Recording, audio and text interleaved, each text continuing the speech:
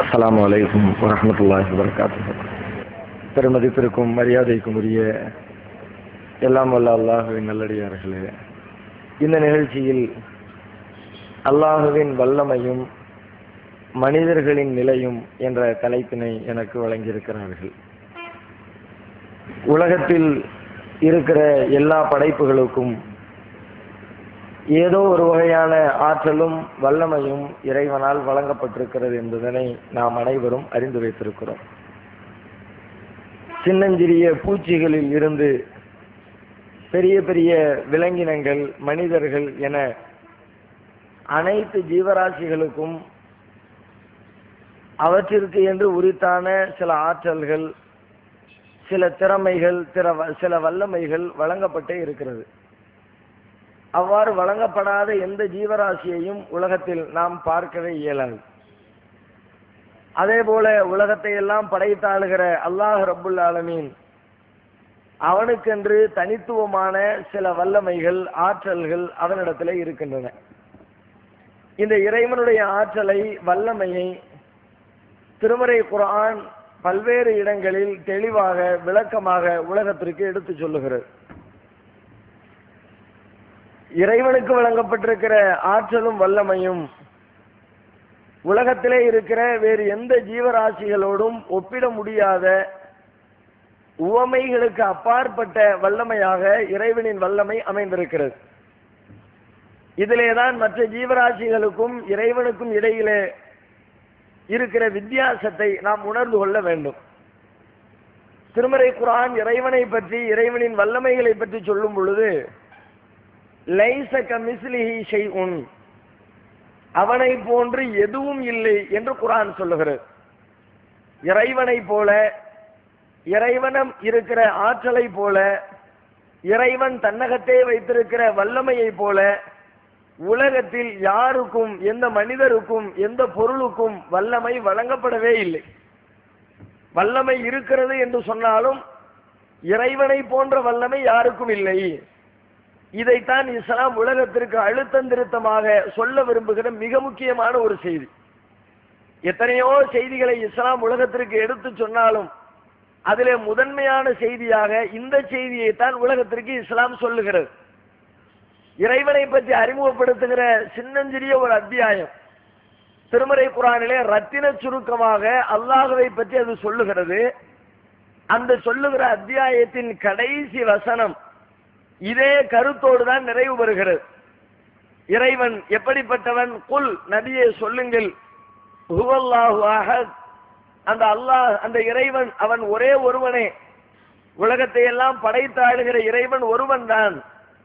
அல்லாஹு சமத், அந்த இறைவன் எந்த விதமான தேவைகளும் இல்லாதவன். லம் எலிது, அவன் யாரையும் பெறவில்லை. வலம் யூலது, அவன் யாராலும் பெறப்படவும் இல்லை, அவனுக்கு பெற்றோர் இல்லை. வலம் யகுல்லஹு குஃபுவன் அஹத், அவனுக்கு நிகராக யாரும் இல்லை. இதுதான் இறைவனை பற்றி அறிமுகப்படுத்துகிற சின்னஞ்சிறிய அத்தியாயத்திலே கூட இறைவனின் வர்ணனையாக ரத்தின சுருக்கமாக சொல்லப்பட்டிருக்கிறது. இதுபோல திருமறை குர்ஆன் நெடுகிலும் ஏராளமான இடங்களில் இறைவனுடைய வல்லமைகளை குறித்து விரிவாக, விளக்கமாக பல்வேறு செய்திகள் பல்வேறு இடங்களில் பேசப்பட்டு கொண்டிருக்கிறது. முதலில் மனிதர்கள் புரிந்து கொள்ள வேண்டிய முக்கிய செய்தி, அல்லாஹ் வல்லமை படைத்தவன், ஏராளமான வல்லமைகள், ஆற்றல்கள் அவனுக்கு இருக்கிறது. அந்த ஆற்றல்கள் அவனிடத்திலே இருப்பதை போல உலகத்தில் யாரிடத்திலேயும் இல்லை, எந்த பொருளிலேயும் இல்லை, எந்த மனிதர்களிலேயும் இல்லை, எந்த படைப்புகளிலேயும் இல்லை. அவனிடம் இருக்கிற ஆற்றல், வல்லமை அவனிடம் மட்டுமே இருக்கிறது என்று நம்பிக்கை கொள்ள வேண்டும். இதிலே யார் அழுத்தம் திருத்தமாக நம்புகிறாரோ அவர்தான் இஸ்லாமிய கோட்பாட்டை சரியான முறையில் நம்பிக்கை கொண்டவர் என்று இறைவனால் ஏற்றுக்கொள்ளப்படுவார். இதற்கு உதாரணமாக சொல்வதாக இருந்தால், மனிதனிடத்திலே இருக்கிற எத்தனையோ வல்லமைகளை, ஆற்றல்களை, திறமைகளை நீங்கள் எடுத்து பாருங்கள். மனிதர்களுக்கு இருக்கிற பல்வேறு பண்புகள் இறைவனிடத்திலே இருப்பதை போன்று மேலோட்டமாக பார்த்தால் நமக்கு தெரியும். சில விஷயங்களை மேலோட்டமாக பார்க்கும் பொழுது இது இறைவனிடத்திலேயும் இருக்கிறது, மனிதனிடத்திலேயும் இருக்கிறது, எனவே இறைவனிடத்திலே இருப்பது மனிதனிடத்திலே இருப்பதை போன்று இருக்கிறது என்று மேலோட்டமாக பார்க்கிறவர்கள் புரிந்து கொள்வார்கள். ஆனால் சற்று ஆழமாக சிந்தித்து பார்த்தால் எதுவெல்லாம் இறைவனிடம் இருக்கிறது அது மனிதனிடமும் இருக்கிறது என்று நம்புகிறோமோ அதிலே இறைவனுக்கும் மனிதனுக்கும் இடையில் ஒரு மிகப்பெரிய வித்தியாசம் இருப்பதை சிந்திக்கிற மக்கள் உணர்ந்து கொள்ள முடியும். அப்படி உதாரணத்திற்கு சொல்வதாக இருந்தால் மனிதனிடத்திலே இருக்கிற புலன்களை எடுத்துக் கொள்ளுங்கள். 6 அறிவு படைத்தவன் மனிதன் என்று சொல்லுகிறோம். பார்க்கும் திறன், கேட்கும் திறன், நுகரும் திறன், தொட்டு உணரும் திறன், சிந்தித்து அறியும் திறன், நாவால் ருசிக்கும் திறன் என்று சொல்லி 6 புலன்களோடு கூடியவனாக மனிதன் இருக்கிறான். இதிலே பிரதானமான புலன்களாக பார்வையை சொல்லுவோம், செவி புலனை சொல்லுவோம். இந்த இரண்டும் தான் மனிதனுக்கு மிக மிக அத்தியாவசியமானதாக பேசப்படக்கூடிய ஒரு செய்தியாக அமைந்திருக்கிறது. இறைவன் உலகத்தை எல்லாம் பார்த்து கொண்டிருக்கிறான். இறைவனை பற்றி சொல்லும் பொழுது குர்ஆன் அப்படி சொல்லுகிறது, இன்னல்லாஹ சமீஉன் பஸீர், அல்லாஹ் அனைத்தையும் பார்த்து கொண்டிருக்கிறான். அல்லாஹ் அனைத்து சொற்களையும் அனைத்து ஓசைகளையும் கேட்டுக் கொண்டிருக்கிறான் என்று இறைவனை பற்றி திருமறை குர்ஆன் அறிமுகப்படுத்துகிறது. இறைவனும் பார்க்கிறான், மனிதர்களும் பார்க்கிறார்கள். இறைவனும் கேட்கிறான், மனிதர்களும் கேட்கிறார்கள். அப்படியானால் இறைவனிடத்திலே இருக்கிற பண்பு மனிதனிடத்திலே இருக்கிறதா? இருக்கிறது. ஆனால் இறைவனிடம் இருப்பதை போல இருப்பதில்லை என்று ஒரு முஸ்லிம் இறைவனுடைய வல்லமையை பிரித்து அறிய வேண்டும். எப்படி அறிந்து கொள்வது? மனிதனிடத்திலே இருக்கிற செவிப்புலனை எடுத்துக் கொள்ளுங்கள். மனிதனுடைய செவிப்புலன் செயல்பட வேண்டும் என்றால் அதற்கென்று சில எல்லைகள், சில இலக்கணங்கள் இருக்கிறது. அந்த இலக்கணங்கள் முழுமையாக எங்கே பேணப்படுகிறதோ அங்குதான் மனிதனுடைய செவிப்புலன் செயல்படுமே அல்லாமல் அந்த இலக்கணங்கள் மீறப்படுகிற, அந்த எல்லைகள் கவனிக்கப்படாத இடங்களில் மனிதனுக்கு செவி இருந்தாலும், அந்த செவி நல்ல கேட்கும் திறனோடு இருந்தாலும் அந்த செவிப்புலனால் எந்த பயனையும் மனிதர்கள் அடைந்து கொள்ள முடியாது. மனிதனுடைய செவிகள் செயல்பட வேண்டும் என்றால் ஒரு செய்தியை, ஒரு ஓசையை ஒருவர் பேசுகிறார், இன்னொருவர் கேட்கிறார். பேசுகிறவருடைய பேச்சை கேட்கிறவர் கேட்டு விளங்கி உணர்ந்து கொள்ள வேண்டும் என்றால் பேசுகிறவரும் கேட்கிறவரும் அருகிலே இருக்க வேண்டும். பேசுகிறவருக்கு பக்கத்தில் கேட்பவர் இருக்க வேண்டும். அப்படி இருந்தால் மட்டும்தான் பேசுகிற பேச்சை கேட்க முடியும். பேசுகிறவர் எங்கேயோ மெட்ராஸ்ல இருக்கிறார், அல்லது டெல்லியில இருக்கிறார், கல்கத்தால இருக்கிறார். அங்கு இருந்து கொண்டு திருப்பத்தூரில் கூடியிருக்கிற கூட்டத்தாரிடத்தில் பேச முடியுமா? அப்படி பேசினால் பேசுகிற பேச்சை கேட்க முடியுமா? இங்கே இருக்கிற அத்தனை பேருக்கும் காதுகள் இருக்கிறது. நான் பேசுகிற பேச்சை நீங்கள் கேட்டுக்கொண்டுதான் இருக்கிறீர்கள். அதற்காக நான் திருச்சியிலோ சென்னையிலோ அமர்ந்து கொண்டு பேசினால் அந்த பேச்சை உங்கள் காதுகளால் கேட்டு விளங்கிக் கொள்ள முடியுமா?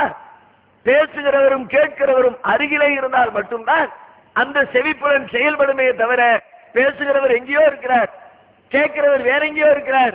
அந்த கேட்கும் காதுகளை வைத்து எதையும் கேட்க முடியாது. ஒருவேளை தூரத்திலே இருந்தால் தூரத்தை குறைக்கிற கருவிகளை பயன்படுத்த வேண்டும். எங்கேயோ இருந்து கொண்டு இன்றைக்கு பேசுகிறார்கள். திருப்பத்தூர்ல இருக்கிறவர் அமெரிக்காவில் இருக்கிறவரோடு பேசுறார், துபாயில் இருக்கிறவரோடு பேசுறார், சவுதியில் இருக்கிறவரோடு பேசுகிறார். எப்படி பேசுகிறார்? அந்த தூரத்தை குறைக்கின்ற, மனிதனை மனிதனோடு இணைக்கின்ற பல்வேறு கருவிகளை பயன்படுத்தி பேசுகிறார்கள். தொலைபேசியிலே நம்பரை எடுத்து டயல் செய்து பேசுகிறார்கள். இணையதளத்திலே இணைப்பை வழங்கி அதன் மூலமாக பேசுகிறார்கள். இன்னவர அந்த தொலைவை குறைக்கிற கருவிகளை பயன்படுத்தி கருவிகளின் வழியாக தொலைவை குறைத்து ஒரு மனிதன் இன்னொரு மனிதனோடு உரையாட முடியும். அப்படி உரையாடுகிற பொழுது பேசுகிறவரின் பேச்சை தூரத்திலே இருக்கிறவர் கேட்டுக்கொள்ள முடியும். இப்படிப்பட்ட ஒரு இணைப்பை ஏற்படுத்தாத வரை கண்டிப்பாக தூரத்தில் இருக்கிறவருடைய ஓசைகளை கேட்க முடியாது. அதே போல பேசுகிறவரும் கேட்கிறவரும் ஒரே இடத்தில் இருந்தாலும் கேட்கிற இடத்திலே காற்று அலைகள் பரிமாறிக்கொண்டே இருக்க வேண்டும். நாம பேசிக்கிட்டு இருக்கிறோம், நான் பேசுறதை நீங்க கேட்கிறீங்க. அதற்கு அடிப்படை என்ன? நான் பேசுகிற இந்த இடத்திலே காற்று இருக்கிறது, நீங்கள் அமர்ந்திருக்கிற அந்த இடத்திலே காற்று இருக்கிறது, உலகத்தினுடைய பூமி பந்து முழுவதும் காற்று இருக்கிறது. நான் பேசுகிற பேச்சு என்னுடைய வாயிலிருந்து வெளிவருகிற பொழுது வெளியிலே இருக்கிற அந்த காற்று அதை எடுத்துக்கொண்டு உங்களுடைய காதுகளை வந்து சேர்க்கிறது. இந்த காற்று அங்கே வரவில்லை. ஒரு தடையை போட்டுட்டோம் வச்சுக்குவோம், ஒரு பெரிய தடுப்பை போட்டுட்டோம், கண்ணாடி தடுப்பு. வேறு ஏதேனும் காற்று புக முடியாத, காற்று கடக்க முடியாத ஒரு கடுமையான தடுப்பை என்னுடைய பேச்சுக்கு இடையிலே போட்டுவிட்டால், ஒரு கண்ணாடி கூண்டு போட்டு உள்ள நின்று பேசுறேன், வெளியில நீங்க எல்லாம் கூடி இருக்கிறீர்கள், நான் பேசுற பேச்சுடைய சத்தம் வெளியில வராது, ஏன்னா கண்ணாடியை போட்டு அடைச்சிட்டோமே, காத்து வெளியில போகலையே, உள்ள இருந்து ஊனு கத்துனாலும் சரிதான், எத்தனை ஆயிரம் டெசிபல் சவுண்டிலே நான் பேசினாலும் சரிதான், அதை உங்களுடைய காதுகளால் கேட்க முடியுமா? வெளியில இருந்து பரிதாபமா பாத்துக்கிட்டு இருப்பீங்க, என்னமோ சொல்ல வர்றாங்க மனுஷன், ஆனா என்ன சொல்ல புரிய மாட்டேங்கிற, கையை தூக்குறாரு, காலை தூக்குறாரு, வாயை பழக்கிறாரு, கண்ணை காட்டுறாரு, ஆனா சொல்றது மட்டும் விளங்க மாட்டேங்கிற, அது எப்படி விளங்கும்? காத்துதான் இல்லையே, காற்று இருக்க வேண்டும், அப்பொழுதுதான் மனிதனுடைய இந்த காதுகள் செயல்பட முடியும். இல்லை என்றால் மனித காதுகள் இருக்கலாம், காது அழகாக இருக்கலாம், அவர் காது டாக்டராக இருக்கலாம், ஆனாலும் காதை கொண்டு பிரயோஜனம் கிடையாது. காதுல வருகிற கோளாறுகள் என்ன, அதை சரி செய்யக்கூடிய அறிவு படைத்தவராக இருந்தாலும் அந்த காதுகளை கொண்டு காற்று அலைகள் தடுக்கப்பட்ட ஒரு இடத்திலே பேசப்படுகிற பேச்சை அவரால் கேட்டு விலகிக் கொள்ள முடியாது. மனிதனுக்கு அப்படிப்பட்ட ஒரு எல்லை இருக்கிறது. இப்படி பல்வேறு எல்லைகள். அதே போல ஒரு நேரத்திலே மனிதனுக்கு 2 காதுகள் இருக்கிறது, வலது காது ஒண்ணு, இடது காது ஒண்ணு. 2 காதுகள் இருக்கிற காரணத்தினால் 2 செய்திகளை பேசப்பட்டு கேட்க முடியுமா? 3 மணி நேரம் 4 மணி நேரம் நடைபெறுகிற இந்த பொதுக்கூட்டத்தை ரொம்ப ஷார்ட் பண்ணிடுவோம், 1.5 மணி நேரத்தில் முடிச்சிருவோம்.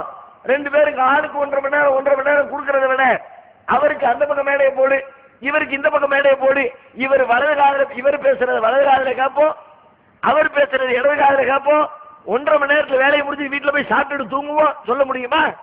2 காதுகள் இருக்கலாம், ஆனால் 2 வழியாக ஒரே ஒரு ஓசையை தான் கேட்டு விளங்கி புரிந்து கொள்ளக்கூடிய ஆற்றல் மனிதனின் செவிப்புலனுக்கு இருக்கிறதே தவிர ஒன்றுக்கு மேற்பட்ட ஓசைகள் வருகிற பொழுது அதை அறிகிறவனாக புரிகின்ற ஆற்றலோடு அவனுடைய செவிப்புலன் இல்லை. ஒரு நேரத்தில் ஒரு ஓசை தான், ஒன்றுக்கு மேற்பட்ட ஓசைகளை ஏதோ கூச்சல் போட்டார்கள் என்று கேட்குமே தவிர இவர் என்ன சொன்னார், அவர் என்ன சொன்னார், 2ஐயும் பிரித்து அறிகிற ஆற்றல் மனிதனுடைய செவிப்புலனுக்கு இல்லை.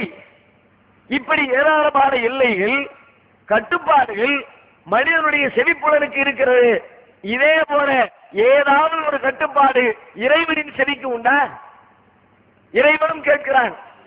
நம்முடைய பேச்சுக்களை இன்றைக்கு இந்த நிமிடத்தில் திருப்பத்தூரிலே நடைபெற்றுக் கொண்டிருக்கிற இந்த பொதுக்கூட்டத்திலே நாம் பேசுகிற இந்த பேச்சை மேடையில் என்ன பேசுகிறார்கள், கீழே அமர்ந்திருக்கிறவர்கள் என்ன பேசுகிறார்கள், முதல் வரிசையில் இருக்கிறவர்கள் என்ன பேசுகிறார்கள், 2ஆம் வரிசையில் இருக்கிறவர்கள் என்ன பேசுகிறார்கள், புத்தக விற்பனையாளர்கள் என்ன பேசுகிறார்கள், டீ கடைக்காரர்கள் என்ன பேசுகிறார்கள், இப்படி உலகத்திலே இந்த நிமிடத்திலே என்னவெல்லாம் பேசப்படுகிறதோ, எந்த சப்தங்கள் எல்லாம் எழுந்து கொண்டிருக்கிறதோ அனைத்து சப்தங்களையும் படைத்த ரப்புல் ஆலமீன் இந்த நிமிடத்திலே கேட்டுக் கொண்டிருக்கிறானே, அதை கேட்பதற்காக இறைவன் கீழே இறங்கி வர வேண்டுமா?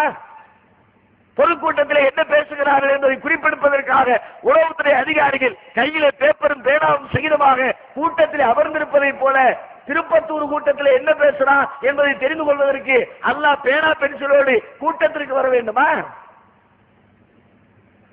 நம்முடைய பேச்சை கேட்பதற்கு இறைவன் அருகில் இருக்க வேண்டிய தேவையில்லை.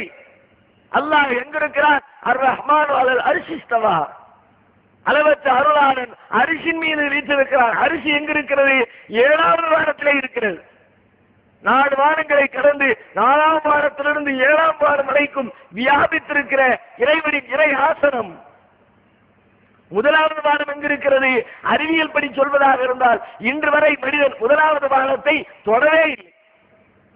திருமறை குர்ஆன் சொல்லுகிறது, வஸய்யன்னா ஸமா துன்யா பிமஸாபிஹ, இந்த உலகத்திற்கு பக்கத்திலே இருக்கிற வானத்தை, உலகின் வானத்தை நட்சத்திரங்களால் நாம் அழகுபடுத்தி இருக்கிறோம். அப்படியானால் நம்முடைய கண்கள் எட்டுகிற தூரம் வரை, நம்முடைய அறிவு எட்டுகிற தூரம் வரை எங்கு பார்த்தாலும் நட்சத்திர கூட்டங்கள் மின்னிக்கொண்டே இருக்கிறது. அந்த நட்சத்திர கூட்டங்களுக்கு இடையிலே மனிதனுடைய செயற்கை கருவிகள் பறந்து கொண்டிருக்கிறது. கருவி சென்று கொண்டே இருக்கிறது. நிலவை கடந்திருக்கிறது, செவ்வாயை நோக்கி பயணித்துக் கொண்டிருக்கிறது. எங்கு பார்த்தால் மனிதனுடைய கேமராக்கள் சுற்றி கொண்டிருக்கிறது.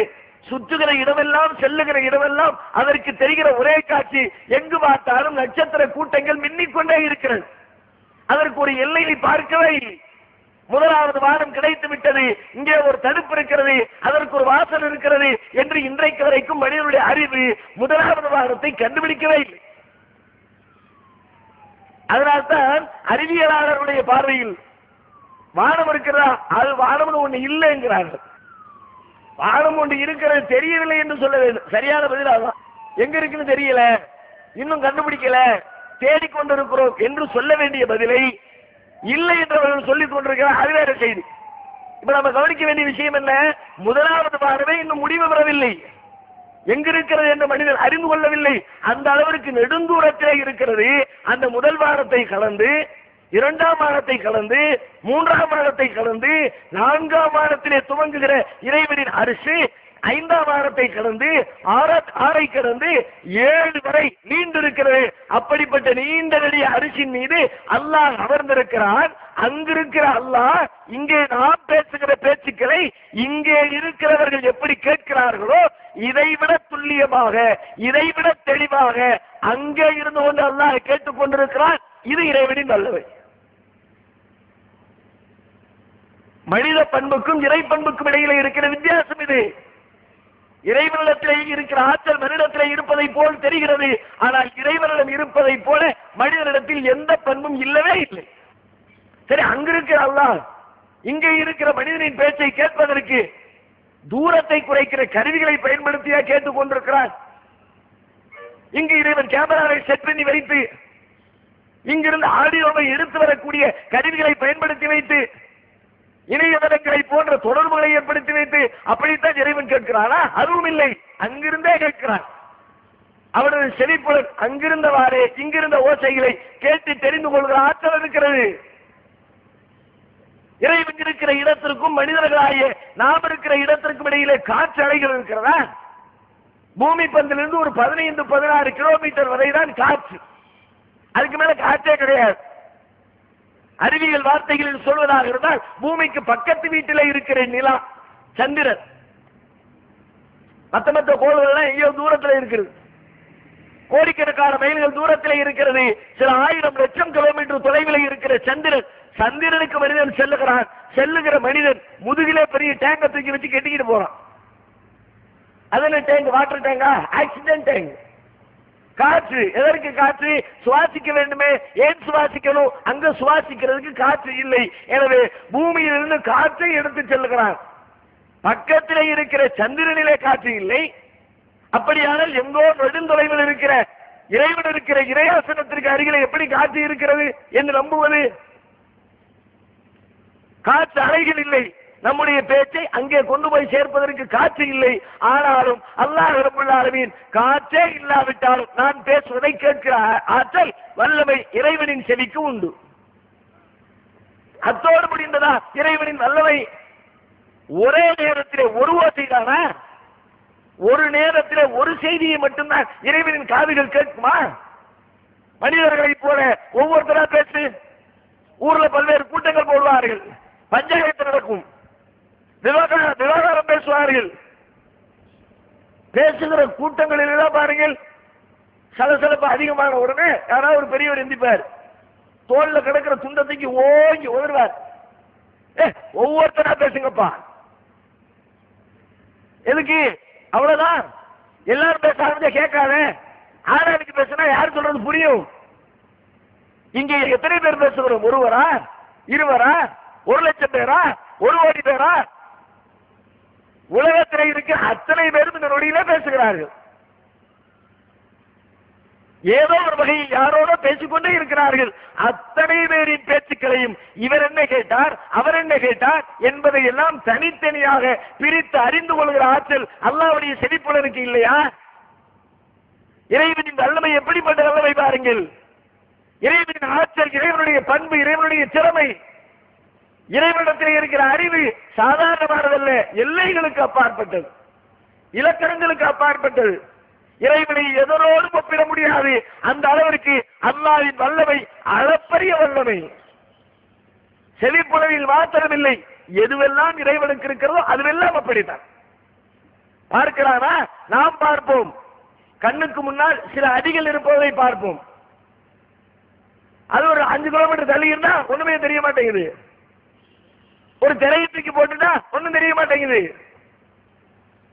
டியூப் லைட் ஆஃப் பண்ணிட்டா ஒண்ணும் தெரிய மாட்டேங்குது. கண்ணிலே பார்வை இருக்கிறது. கண்ணில் இருக்கிற பார்வை மட்டுமே பார்ப்பதை தீர்மானிக்காது. இடத்திலே வெளிச்சம் இருக்க வேண்டும், இருள் இல்லாமல் இருக்க வேண்டும். பார்க்கப்படுகிற பொருள் தூரத்திலே இல்லாமல் பக்கத்திலே இருக்க வேண்டும். எத்தனை எல்லையில் பார்க்கிற பொருளுக்கும் நம்முடைய பார்வைக்கும் இடையிலே திரை இல்லாமல் இருக்க வேண்டும். இவை அனைத்தும் எங்கே பொருந்தி போகிறதோ அங்கதான் மனுஷனுடைய பார்வை கண்ணை கொண்டு பார்க்க முடியும். மனிதன் மாத்திரமில்லை, உலகத்திலே இருக்கிற எந்த பொருளும் அது அப்படி இருந்தால் மட்டுமே பார்க்க முடியும். படைத்த ரப்புல் ஆலமீன் நம்மை பார்ப்பதற்கு அப்படிப்பட்ட எல்லைகள் இருக்கிறதா? அல்லாஹ் நம்மை பார்ப்பதற்கு இடையிலே திரைகள் இருக்கக்கூடாதா? இறைவன் நம்மை பார்ப்பதற்கு அருகிலே இருக்க வேண்டுமா? இறைவன் நம்மை பார்ப்பதற்கு வெளிச்சம் தேவையா? நள்ளிரவு நேரத்திலே தனி அறையிலே இருட்டு அறையிலே நடைபெறுகிற சின்னஞ்சிறிய அசைவை கூட, கை கால்களுடைய உதரங்களை கூட அறிந்து கொள்கிற ஆற்றல் படைத்தவன் இல்லையா?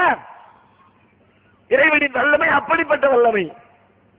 செவிப்புலன் தொடங்கி பார்வை புலன் தொடங்கி நிர்வாக திறன் அனைத்தும், படைப்பு திறன், எதை எடுத்து பாருங்கள். மனிதனும் பல்வேறு பொருட்களை படைக்கிறான், இறைவனும் படைக்கிறான்.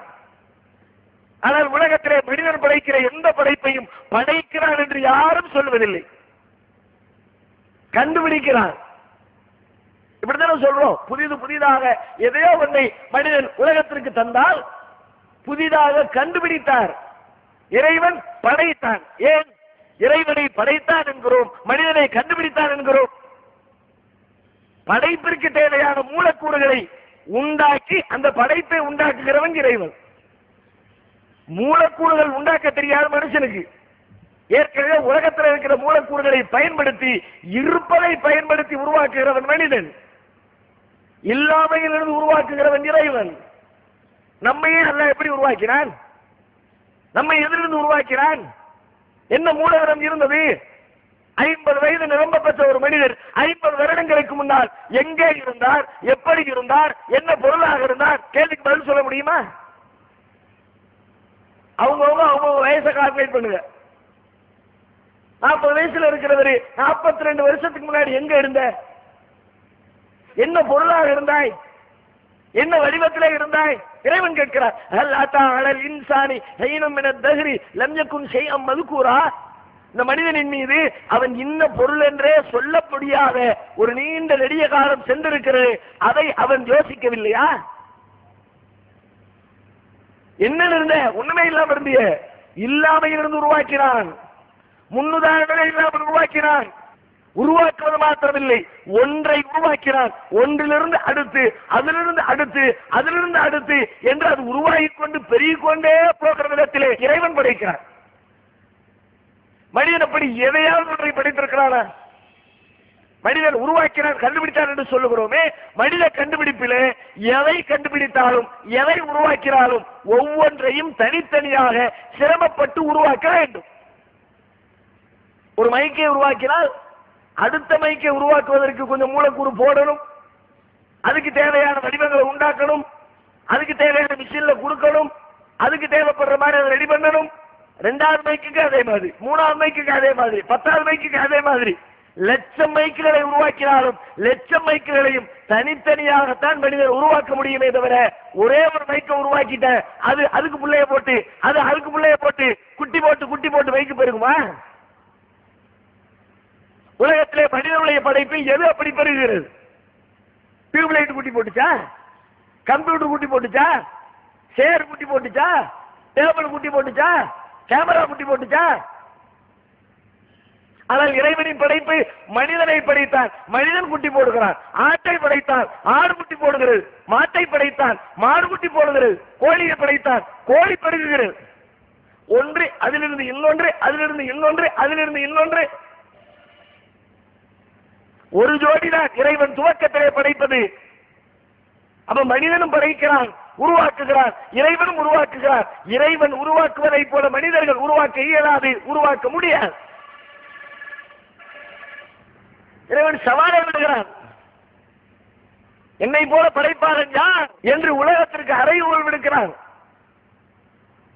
இப்படி இறைவனின் வல்லமைகளை சிந்தித்தால், ஆற்றலை சிந்தித்தால், அளப்பரிய ஆற்றல், எல்லையற்ற ஆற்றல், கட்டுப்பாடற்ற ஆற்றல், இலக்கணங்களுக்கு உட்படாத ஆற்றல், வார்த்தைகளால் வர்ணிக்க முடியாத ஆற்றல், அப்படிப்பட்ட வல்லமை, அப்படிப்பட்ட ஆற்றல் அல்லாஹ்வாகிய படைத்த இறைவனுக்கு மட்டுமே இருக்கிறது. இப்படி இறைவனை பற்றி, இறைவனுடைய பண்புகளை பற்றி மிக தெளிவாக உலகத்திற்கு இஸ்லாம் பாடம் நடத்துகிறது. ஏன் நடத்துகிறது? இறைவனை பற்றி இந்த அளவிற்கு விரிவாக அவனது பண்புகளை, அவன் என்னவெல்லாம் செய்கிறான், எப்படியெல்லாம் செய்கிறான் என்பதை உலகத்திற்கு இஸ்லாம் ஏன் சொல்லுகிறது? மனிதர்களை படைத்த இறைவன் மனிதர்கள் மீது மிகப்பெரிய கருணையுடையவனாக இருக்கிறான். மனிதர்கள் மீது மிகப்பெரிய இரக்கத்தோடு இருக்கிறான். மனிதர்கள் எந்த வகையிலும் எந்த நேரத்திலும் ஏமாந்து விடக்கூடாது, ஏமாறுகளாக வாழக்கூடாது. பகுத்தறிவு படைத்த ஜீவன்களாக இருக்கிற மனிதர்கள் அந்த அறிவை பயன்படுத்தி பகுத்தறிவோடு உலகத்திலே வாழ வேண்டும் என்று சொன்னால், எங்கெல்லாம் மனிதன் பகுத்தறிவை அடகு வைப்பானோ, எங்கெல்லாம் மனிதன் தன்னையும் அறியாமையில் வீழ்ந்து ஏமாடியாக தன்னுடைய பொருளை, தன்னுடைய மானத்தை, தன்னுடைய கற்பை, தன்னுடைய மரியாதையை என்று பல விஷயங்களை இழந்து தவிப்பானோ, அந்த இடங்களை எல்லாம் சுட்டி காட்டுவதற்காக, ஏமாந்துராத, இப்படி ஒருத்தன் வருவா ஏமாந்துராத, அப்படி ஒருத்தன் வருவா ஏமாந்துராத என்று மனிதன் ஏமாறாமல் வாழ்வதற்காக இறைவன் தன்னை பற்றி சொல்லுகிறான். இறைவனை பற்றி சொன்னா எப்படி ஏமாறாம இருக்கிறது கேள்வி வரும். உலகத்திலே பல வகைகளில் ஏமாற்றப்படுகிறது. ஏமாற்றம் என்பது பொருளாதாரத்தில் ஏமாற்றம் நடந்து கொண்டே இருக்கிறது. ஒரு கடையில வியாபாரத்திற்கு சென்றால் வியாபாரி ஏமாற்றுகிறார். ஒரு தொழிலாளி, ஒரு நுகர்வோர் கடைக்காரரிடத்திலே சாமான் வாங்க சென்றால் இவர் அவரை ஏமாற்றுகிறார், அவர் இவரை ஏமாற்றுகிறார். நாடு முழுக்க, ஊர் முழுக்க, உலகம் முழுக்க ஒருவரை ஒருவர் ஏமாற்றுதல் என்பது உலகம் முழுக்க இன்றைக்கு வியாபித்திருக்கிறது. ஏமாற்றாத மனிதர்களுடைய எண்ணிக்கை குறைவு. ஏமாறுகிறவர்கள், ஏமாற்றப்படுகிறவர்கள், ஏமாற்றுகிறவர்கள் எண்ணிக்கை அதிகம்.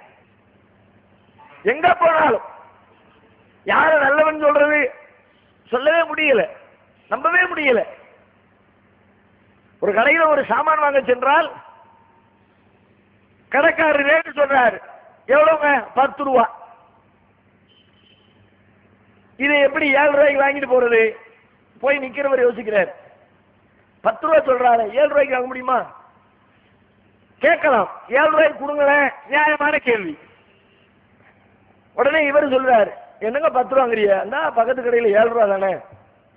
அங்க போயிருக்கவும் மாட்டான், கேட்டிருக்கவும் மாட்டான், தெரியவும் செய்யாது. பக்கத்து கடையில் 7 ரூபா தானே. இவன் அவனை ஏமாத்த ட்ரை பண்ணானா, உடனே அவன், அட நீங்க வேற, எனக்கு அசலே 5 ரூபா. 5 ரூபாய்க்கு வாங்கி 10 ரூபாய்க்கு, அசலே 8 ரூபா. இவர் அவரோட தாண்டி போடுவார். இவர் வாங்குற 5 ரூபாய்க்கே இருக்கும். அசலுடைய ரேட்டை கூட 2 ரூபாய் ஏற்றி வச்சு, நீ என்ன ஏமாத்த நினைக்கிறேன், நான் உன்னை ஏமாத்த நினைக்கிறேன். அவருக்கு சாமான கொடுக்கும் பொழுது குறைச்சு கொடுப்போமா? லாபத்தை கூட்டி சம்பாதிப்பதற்காக 1 கிலோ தோரம்பருப்பு கேட்கிறாரா, 950 ரூபா போடுவோம், 50 ரூபா ஜேப்படி அடிச்சுக்குவோம். கடைக்காரர் திட்டமிடுகிறார். இவன் கொடுக்கிற பணத்தை எப்படி ஏமாத்தி கொடுக்கலாம், குறைச்சு கொடுக்கலாம். வாங்குறவர் 10 ரூபா கிழிஞ்ச நோட்டு இருக்கு, இது செல்லவே செல்லாது. என்ன பண்றது? 100 10 ரூபா தாள் இருக்கலாம், அதுக்கு இடையில இந்த கிழிஞ்ச நோட்டு வச்சிரு. அவர் அவசரத்தில் எண்ணி உள்ள போட்டுருவார். இவன் அவனை ஏமாத்த, அவன் இவனை ஏமாத்த. பொருளாதாரத்திலே ஏமாற்றம், குடும்ப வாழ்க்கையிலே ஏமாற்றம், நண்பர்களுக்கிடையே ஏமாற்றம். இந்த ஏமாற்றங்களை எல்லாம் கூட பல நேரங்களில் மனிதன் ஓரளவிற்கு சுதாரிப்போடு இருந்தால் தன்னை தற்காத்துக் கொள்ள முடிகிறது.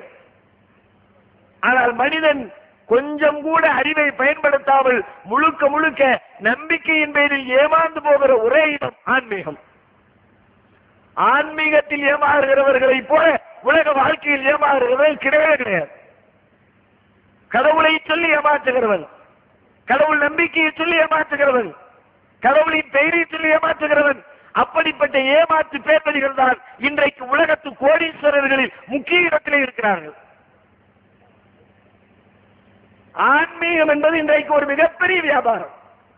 எங்க வேணாலும் போய் பாருங்க. எத்தனை சாமியார்கள் கைது. தினசரி பத்திரிகையில் படித்தாலும் நம்புகிற கூட்டம் நம்பிக்கொண்டே இருக்கிறது. அந்த நம்பிக்கையின் பெயரால் ஏமாந்து கொண்டே இருக்கிறது. துறவி என்கிறார், உலகத்தை துறந்தவர் என்கிறார், உலக பற்றி இல்லாதவர் என்கிறார், கடவுளோடு ஐக்கியமாகிவிட்டதாக தன்னை பற்றி மக்களுக்கு அறிமுகப்படுத்துகிறார். உலகை துறந்து விடுங்கள், நான் துறவியாகிவிட்டேன் என்று சொல்லி மக்களுக்கு அறிவுரை நிகழ்த்துகிறார், உபன்யாசம் செய்கிறார். துறவியின் அறைகளை திறந்து பார்த்தால் உள்ளுக்குள்ளே தங்கமும் வெள்ளியும் கொட்டுகிறது. எத்தனை துறவிகள்? ஒருத்தரா 2 பேரா நாட்டுக்குள்ள? எதை துறந்தார்கள் அவர்கள்? பிரேமானந்தால் ஆரம்பிச்சு எத்தனை பேர்? புட்டபர்த்தியிலே மரணித்தாரே சாய்பாபா, தோண்ட தோண்ட தங்க சுரங்கம், வண்டி வண்டியா ஆள்றான். துறவியா? வாழ்க்கையை துறந்தவரா? எப்படி சம்பாதித்தார்? அவர் என்ன தொழில் செய்தார்? என்ன கம்பெனி நடத்தினார்? வருவாய்க்கு ஒண்ணுமே இல்லை. கடவுளின் பெயரை பயன்படுத்தினார். நான் ஆன்மீகத்திலே குருவாகிவிட்டேன், கடவுளின் அருள் பெற்று விட்டேன், கடவுளின் பக்தனாகிவிட்டேன், என்னிடத்தில் நீங்கள் வந்து ஆட்சி பெறுங்கள், உங்கள் வாழ்க்கை மேம்படும் என்று சொன்னார். அதை ஒரு பெருங்கூட்டம் நம்பியது, காசு பணத்தை எல்லாம் அள்ளி கொட்டியது. அவர் வாழ்க்கை மேம்பட்டது, இவன் வாழ்க்கை சீரழிந்தது. எத்தனையுடைய மோசடி, தில்லுமுள்ளு. யோசித்து பாருங்கள். தில்லுமுள்ளுகளை அம்பலப்படுத்தியும் கூட நீ சொல்லலாம் கேட்க மாட்டோம். பெங்களூரில் இருந்து ஒரு பேராசிரியர் புட்டபர்த்திக்கு சென்றார். ஒரு 8-10 ஆண்டுகளுக்கு முன்னால் புட்டபர்த்திக்கு சென்றவர் சாய்பாபாவிடத்தில் ஆட்சி வாங்குவதற்காக சென்றவர். மக்கள் எல்லாம் இந்த அளவிற்கு இவர் மீது நம்பிக்கை வைத்திருக்கிறார்களே, மிகப்பெரிய மகான், சக்தி பெற்றவர் என்றெல்லாம் நம்புகிறாரே. அப்படி அவர் என்ன சக்தி அவரிடத்தில் இருக்கிறது தெரிந்து கொள்வதற்காக நேரடியாக சந்திக்க செல்கிறார். போனா எப்போதுமே சாய்பாபாவுடைய பழக்கம் என்னன்னு கேட்டா, வருகிற பக்தர்களுக்கு காணிக்கை தருவது வழக்கம். அப்படி ஆகாயத்துல கையை சுரட்டுவார், கையில இருந்து எமான் எடுப்பார், ஆகாயத்துல கையை சுரட்டி எடுப்பார். லிங்கம் எடுப்பாரு, திருநீர் எடுப்பாரு, சங்கிலி எடுப்பாரு, செயின் எடுப்பாரு, வாட்ச் எடுப்பாரு, மோதிரம் எடுப்பாரு, காலில் போடுற மெட்டி எடுப்பாரு, என்னெல்லாம எடுப்பாரு. அப்படின்ட்டு போன உடனே கையில கொடுத்த உடனே பக்தன் அடிமையாயிருவான். உண்மையில பெரிய ஆளுதான், இவற்றை நிறைய ஆற்றல் இருக்கிறது. ஆகாயத்துல கோலம் போட்டு செயின் எடுத்தாருன்னா கடவுளின் அருள் பெற்றவர், காலில் விழுந்துருவான். அதுக்கப்புறம் கொண்டு போன காசை எல்லாம் காலடியில கொட்டிட்டு வந்துருவான். அவர் கொடுத்தது 500 ரூபாய் சரக்கு, இவன் கொட்டிட்டு வந்து 5 லட்சம் ரூபாய். சின்ன மீனை போட்டு பெரிய மீனை பிடிக்கிறதுமாங்கல்ல, இதுதான் அவருடைய நடைமுறை. நம்ம பேராசிரியர் பெங்களூருக்காரர் போறாரு, வழக்கம் போல ஆகாயத்துல கையை கோலம் போடுறாரு, கையில வாட்சி. இந்த அப்படி வாட்ச பார்த்த உடனே சந்தோஷம் தாங்க முடியல, வாத்தியா இருக்கு. ஏப்பா உண்மையில ஆகாயத்துல கோலம் போட்டு வாட்சி எடுத்து கொடுத்துட்டாரு, பெரிய ஆளுதான் அப்படின்ட்டு வாட்சை உற்று பார்க்கிறார். கடவுள் தருகிறார், கடவுளின் அருள் பெற்றவர் தருகிறார், கடவுளின் அவதாரமாக நம்பப்படுகிற சத்திய சாய்பாபா தருகிறார். அப்படியானால் அவர் தருகிற பொருள் கடவுளால் தயாரிக்கப்பட்ட, கடவுள் கம்பெனியில் உருவாக்கப்பட்ட பொருளாக அல்லவா இருக்க வேண்டும் என்று கூர்ந்து பார்க்கிறார். வாட்சில உள்ளுக்குள்ள பொடி எழுத்துல போட்டிருக்கா ஹெச்எம்டி கம்பெனி வாட்சை கொடுத்திருக்காரு. இவருக்கு டவுட்டா போச்சு, ஏன்னா மேடுன்னு சாய்பாபா இருக்குன்னு பார்த்தா மேடு கடவுள் மேடு பண்ணி கொடுத்திருப்பாரு அப்படின்னு பார்த்தா இது என்ன ஹெச்எம்டி காரங்க தெரிஞ்சு இவர் கலவாடு கொடுத்த மாதிரி இருக்க. அடுத்தவங்களை இவரையா கொடுக்காரு? எவன் கொடுப்பான்? சொந்த தயாரிப்பு எவன்டையில அவன் தான் அடுத்தவங்களுக்கு கொடுப்பான். அவனே சொந்தமாக தரமாக ஒரு பொருளை தயாரிக்க முடியும் என்றால் அவன் எதுக்கு அடுத்தவனை கடன் வாங்குறான்? ஒருவேளை கடவுளுக்கு செய்ய தெரியலையா? கடவுளோட ஹெச்எம்டி காரன் பெரிய பெட்டரா வாட்சி தயார் பண்றானா? எந்த பஞ்சாயத்து தெரியலையே, நேர ஹெச்எம்டி கம்பெனிக்கு போயிட்டார். இந்த வாட்சி எப்ப தயார் பண்ணது, எங்க டிஸ்ட்ரிபியூட் பண்ணப்பட்டது, எந்த கடைக்கு விற்பனையானது, யார் வாங்கி சென்றது, அத்தனை தகவல்களையும் எடுக்கிறார். குறிப்பிட்ட தேதியில 1000 வாட்சிகள் சாய்பாபா ஆசிரமத்திற்கு இந்த இடத்திலே இருந்து பில் போடப்பட்டு அனுப்பி வைக்கப்பட்டிருக்கிறது. எல்லா விவரங்களையும் எடுத்து வருகிறார். இவன் கடவுளின் அனுக்கிரகத்தில் இந்த ஆளு தரவப்பா, உள்ளுக்குள்ள ஏதோ களவாணித்தனம் பண்ணி தந்திருக்கிறாரு, கண்டுபிடிப்போம், கண்டுபிடிக்கிறார், ஆய்வு செய்கிறார். இவர் செய்கிற ஒவ்வொரு காரியங்களையும் கூர்ந்து கவனிக்கிறார். நுண்ணிய கேமராக்களை கொண்டு படம் எடுக்கிறார். அனைத்து ஆதாரங்களையும் திரட்டுகிறார். இது கடவுளின் அருள் பெற்றவர் செய்கிற காரியம் இல்லை. கடவுளின் பெயரால் ஏமாற்றுகிற, தில்லுமுள்ளுகளை அரங்கேற்றுகிற, மக்களை மோசடி செய்கிற ஒரு அயோக்கியர் செய்கிற வேலை. இதோ பாருங்கள் என்று பத்திரிகையாளர்களை, உலகத்து மீடியாக்களை அழைத்து வந்து உலகத்திற்கு முன்னால் அனைத்து ஆதாரங்களையும் கொட்டுகிறார். என்ன செய்கிறார்? உள்ளுக்குள்ளே சில தந்திர வேலைகளை செய்கிறார். மேஜிக் செய்கிறார். மேஜிக்கின் வழியாக, கண்கட்டி வித்தைகளின் வழியாகத்தான் இவர் இந்த பொருட்களை கொண்டு வருகிறாரே தவிர நிஜமாக கடவுளின் அனுகிரகத்தால் கொண்டு வரப்படுகிற காரியம் அல்ல என்று அங்கே நிரூபிக்கிறார். இன்றைக்கும் கூட இணையதளத்திலே நீங்கள் திறந்து பார்த்தால் அந்த காட்சிகள் ஸ்லோ மோஷனிலே ஓடவிடப்பட்டு ரெக்கார்டு செய்யப்பட்ட பதிவுகள் யூடியூபிலே இன்றைக்கும் இருக்கிறது.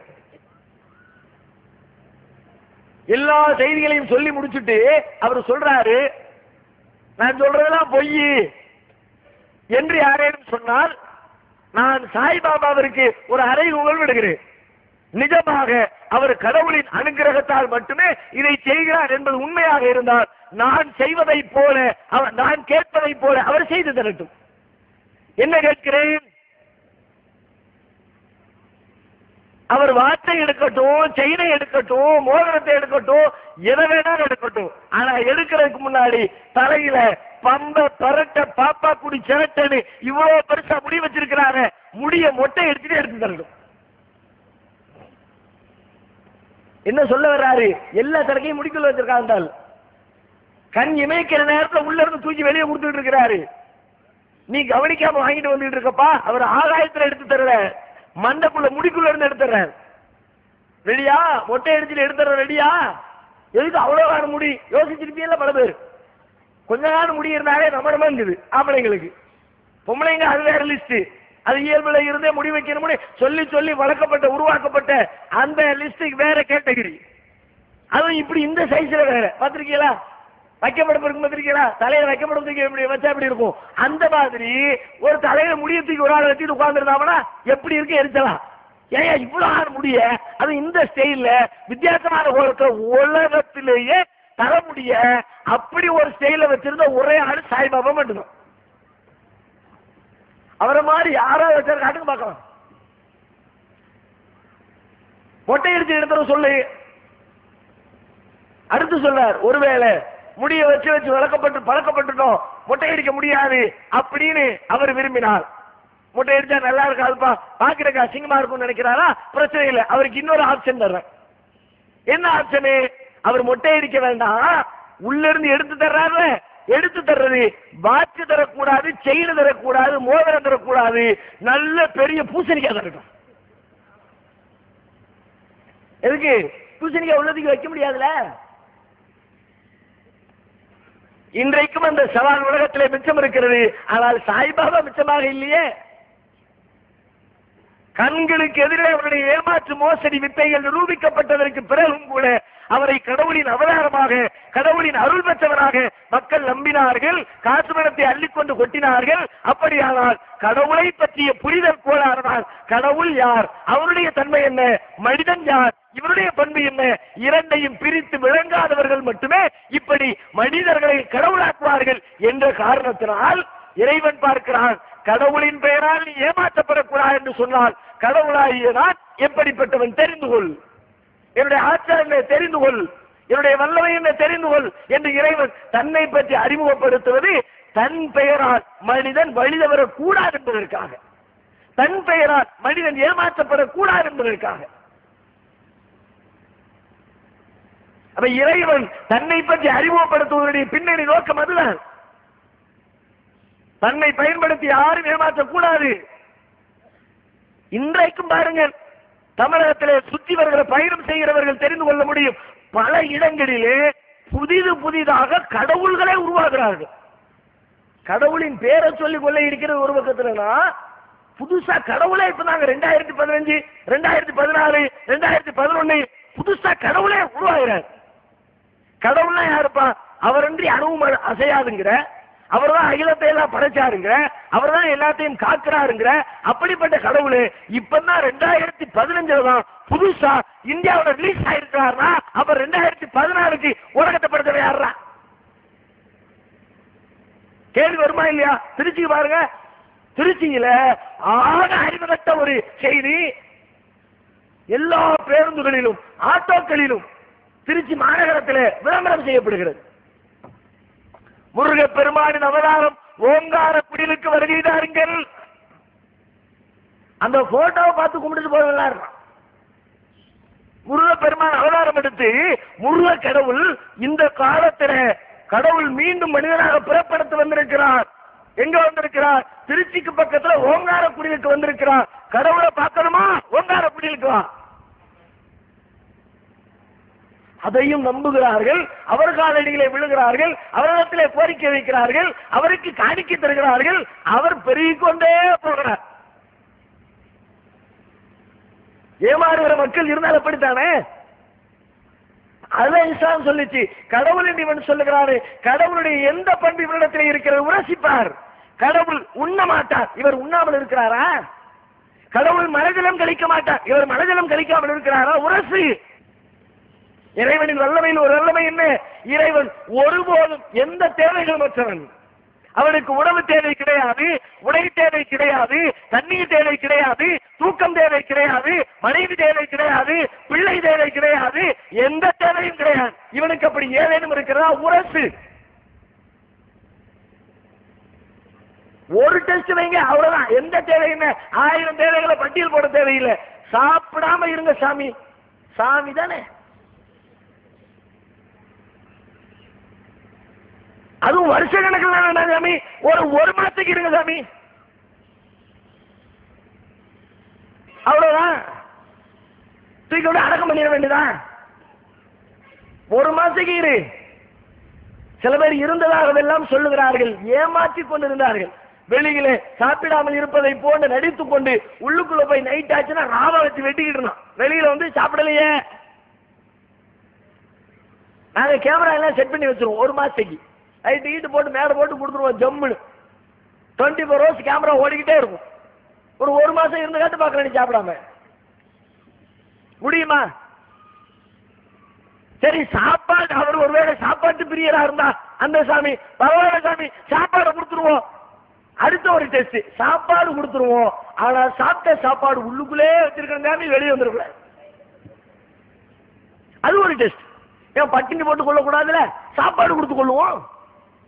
நல்லது இல்லை, என்ன வேணாலும் கேட்கறீங்களா? எல்லாம் முனியாண்டி சிக்கனா பிடிங்க, ஆம்பூர் பிரியாணியா பிடிங்க, என்ன வேணும்? திருநெல்வேலி அல்வாவா பிடிங்க, கேட்கறதெல்லாம் கொடுப்போம் சாமி. ஆனா உள்ளுக்குள்ளே ரிசர்வ் பண்ணி வச்சுக்கிற சாமி, வெளியே அனுப்பக்கூடாது சாமி.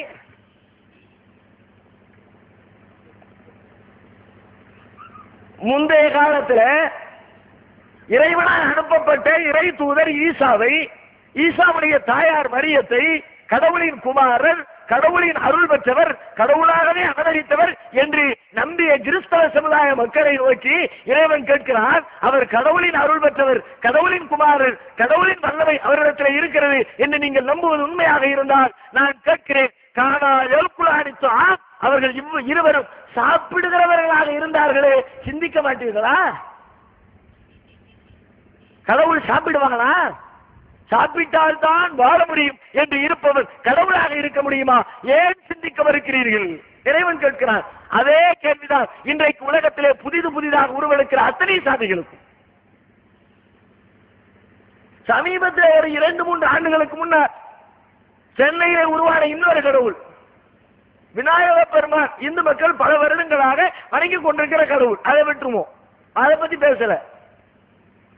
2 ஆண்டுகளுக்கு முன்னால் சமீபத்தில் உருவானார் ஒரு கடவுள் சென்னையில. என்ன கடவுள் தெரியுமா? கிரிக்கெட் விநாயகர், வல்லவை விநாயகர். எனவே நிறைய விநாயகர்கள் நிறைய வகை இருக்குது. அதெல்லாம் இந்து மக்களுடைய காலகாலமாக நம்பிக்கை. அதை நம்ம கேள்வி எழுப்பல, விட்டுருவோம். கிரிக்கெட் விநாயகர், அது எப்படிப்பா கிரிக்கெட் விநாயகரா இருப்பார், கடவுளா இருப்பாரு? அது எப்படி? கிரிக்கெட் விநாயகர் கோயிலுக்குள்ள நுழைந்தால் பேட்டிங் விநாயகர், பவுலிங் விநாயகர். ஒரு 4-5 நாளைக்கு முன்னாடி பத்திரிகையில பார்த்திருப்பீங்க, உலகக்கோப்பை போட்டி நடந்து கொண்டிருக்கிறார் கிரிக்கெட்டு. அதற்காக அவருக்கு சிறப்பு வைபவங்கள், ஏற்பாடுகள், யாகங்கள். நம்மால் நல்ல பேட்டிங் போடணும் சாமி அப்படின்னு பேட்டிங் விநாயகருக்கு போய் அவருக்கு தேவையான அர்ச்சனை, அதுல அர்ச்சனை செய்ய வேண்டிய மந்திரங்கள் இருக்கிறது, அது கூட இருக்கிறோம். பேட்டிங்காய நமக, பவுலிங்காய நமக. கதை இல்ல, கற்பனை இல்ல, மிகை இல்ல, கேலியோ கூத்தோ அல்ல. இது இந்து மக்களையோ யாரையும் விமர்சிப்பதோ அல்ல. இந்து மக்களுக்கு இயல்பிலே எழ வேண்டிய ரோஷம், கோபம் இங்கே எழ வேண்டுமா இல்லையா? இது இல்லாம உங்களை ரோஷப்படுத்துகிறது. நீங்கள் ஆண்டாண்டு காலமாக நம்பிக்கை வைத்து வருகிற ஒரு கடவுளாக நீங்கள் நம்புகிறவரையே இது கேலி சித்திரம் இல்லையா? கிண்டல் செய்கிற காரியம் இல்லையா? அதை கிண்டல் என்று நீங்கள் உணர்ந்து அதற்கு எதிராக நீங்கள் குரல் கொடுக்க வேண்டாமா?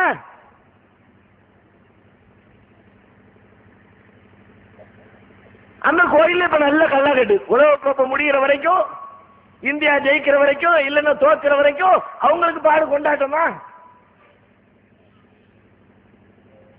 பின்னணி என்ன? கடவுளின் நம்பிக்கை. அந்த நம்பிக்கை சரியான புரிதல் இல்லாத காரணத்தினால் புதிதாக உருவெடுக்கிறார். இஸ்லாம் சொல்லுகிறது, இறைவன் அவனே ஆதியானவன், ஹுவல் அவ்வல், அவனே முதலாமவன், அவனுக்கு முந்தி யாரும் கிடையாது, அவன் தான் அனைத்தையும் உருவாக்கி இருக்கிறான். ஹுவல் அவ்வல், அவனே ஆதி. ஹுவல் ஆகிர், அவனே கடைசி. ஆதியும் அவனே, அந்தமும் அவனே என்ற வார்த்தைகளில் சொல்லுவதற்கு பெயர் இறை நம்பிக்கை அல்ல. உள்ளத்தை அதை நம்பி அதற்கு எதிரான ஒரு காரியம் நடக்கிற பொழுது அதை எதிர்த்து நிற்க வேண்டும். அதுவே சரியான கடவுள் நம்பிக்கை. அந்த நம்பிக்கை எங்க இருக்கிறது? கடவுளின் பெயரால் ஏமாற்றங்கள், எங்கு பார்த்தாலும் மோசடி. ஆன்மீகம்தான் கேள்வி கணக்கில்லாமல் ஏமாறுகிற மக்களை அதிகமாக கொண்டிருக்கிறது. கற்பை இழக்கிறவர்கள் எங்க இழக்கிறார்கள் யோசிச்சு பாருங்கள். ஒரு காமகுணத்திலே கற்பை இழக்கிறவர்கள் அது ஒரு பக்கத்தில். ஆன்மீகத்தின் பெயரால் வேடம் தரித்து என் அக்கா மாதிரி, என் தங்கச்சி மாதிரி, என் புள்ள மாதிரி அப்படி சாமியார் வேடம் போடுகிறவன் முஸ்லீம்களிலும் சில பேர் இருக்கிறார்கள். இஸ்லாத்திலே இடம் கிடையாது. செய்து முரீத் என்ற பெயரில் எங்களிடத்தில் முரீத் வாங்கி கொள்ளுங்கள், உங்க கல்வை நாங்க சுத்தம் பண்றோம், உங்களை நாங்க சொர்க்கத்துக்கு அழைச்சிட்டு போயிருவோம். இஸ்லாத்துல உண்டா? உள்ளத்தை பரிசுத்தப்படுத்துகிற ஆற்றல் யாருக்கு இருக்கிறது? தனிமையில ஒரு பெண்ணும் செய்கும் அமர்ந்திருப்பார்கள். கேட்டால் நாங்க தகப்பம் பிள்ளை மாதிரி, நான் அண்ணன் தங்கச்சி மாதிரி. இந்த மாதிரிக்கு இஸ்லாத்துல வேலையே கிடையாதுப்பா. ஒரிஜினலுக்கு மட்டும்தான் வேலை, டூப்ளிகேட்டுக்கு வேலையே கிடையாது.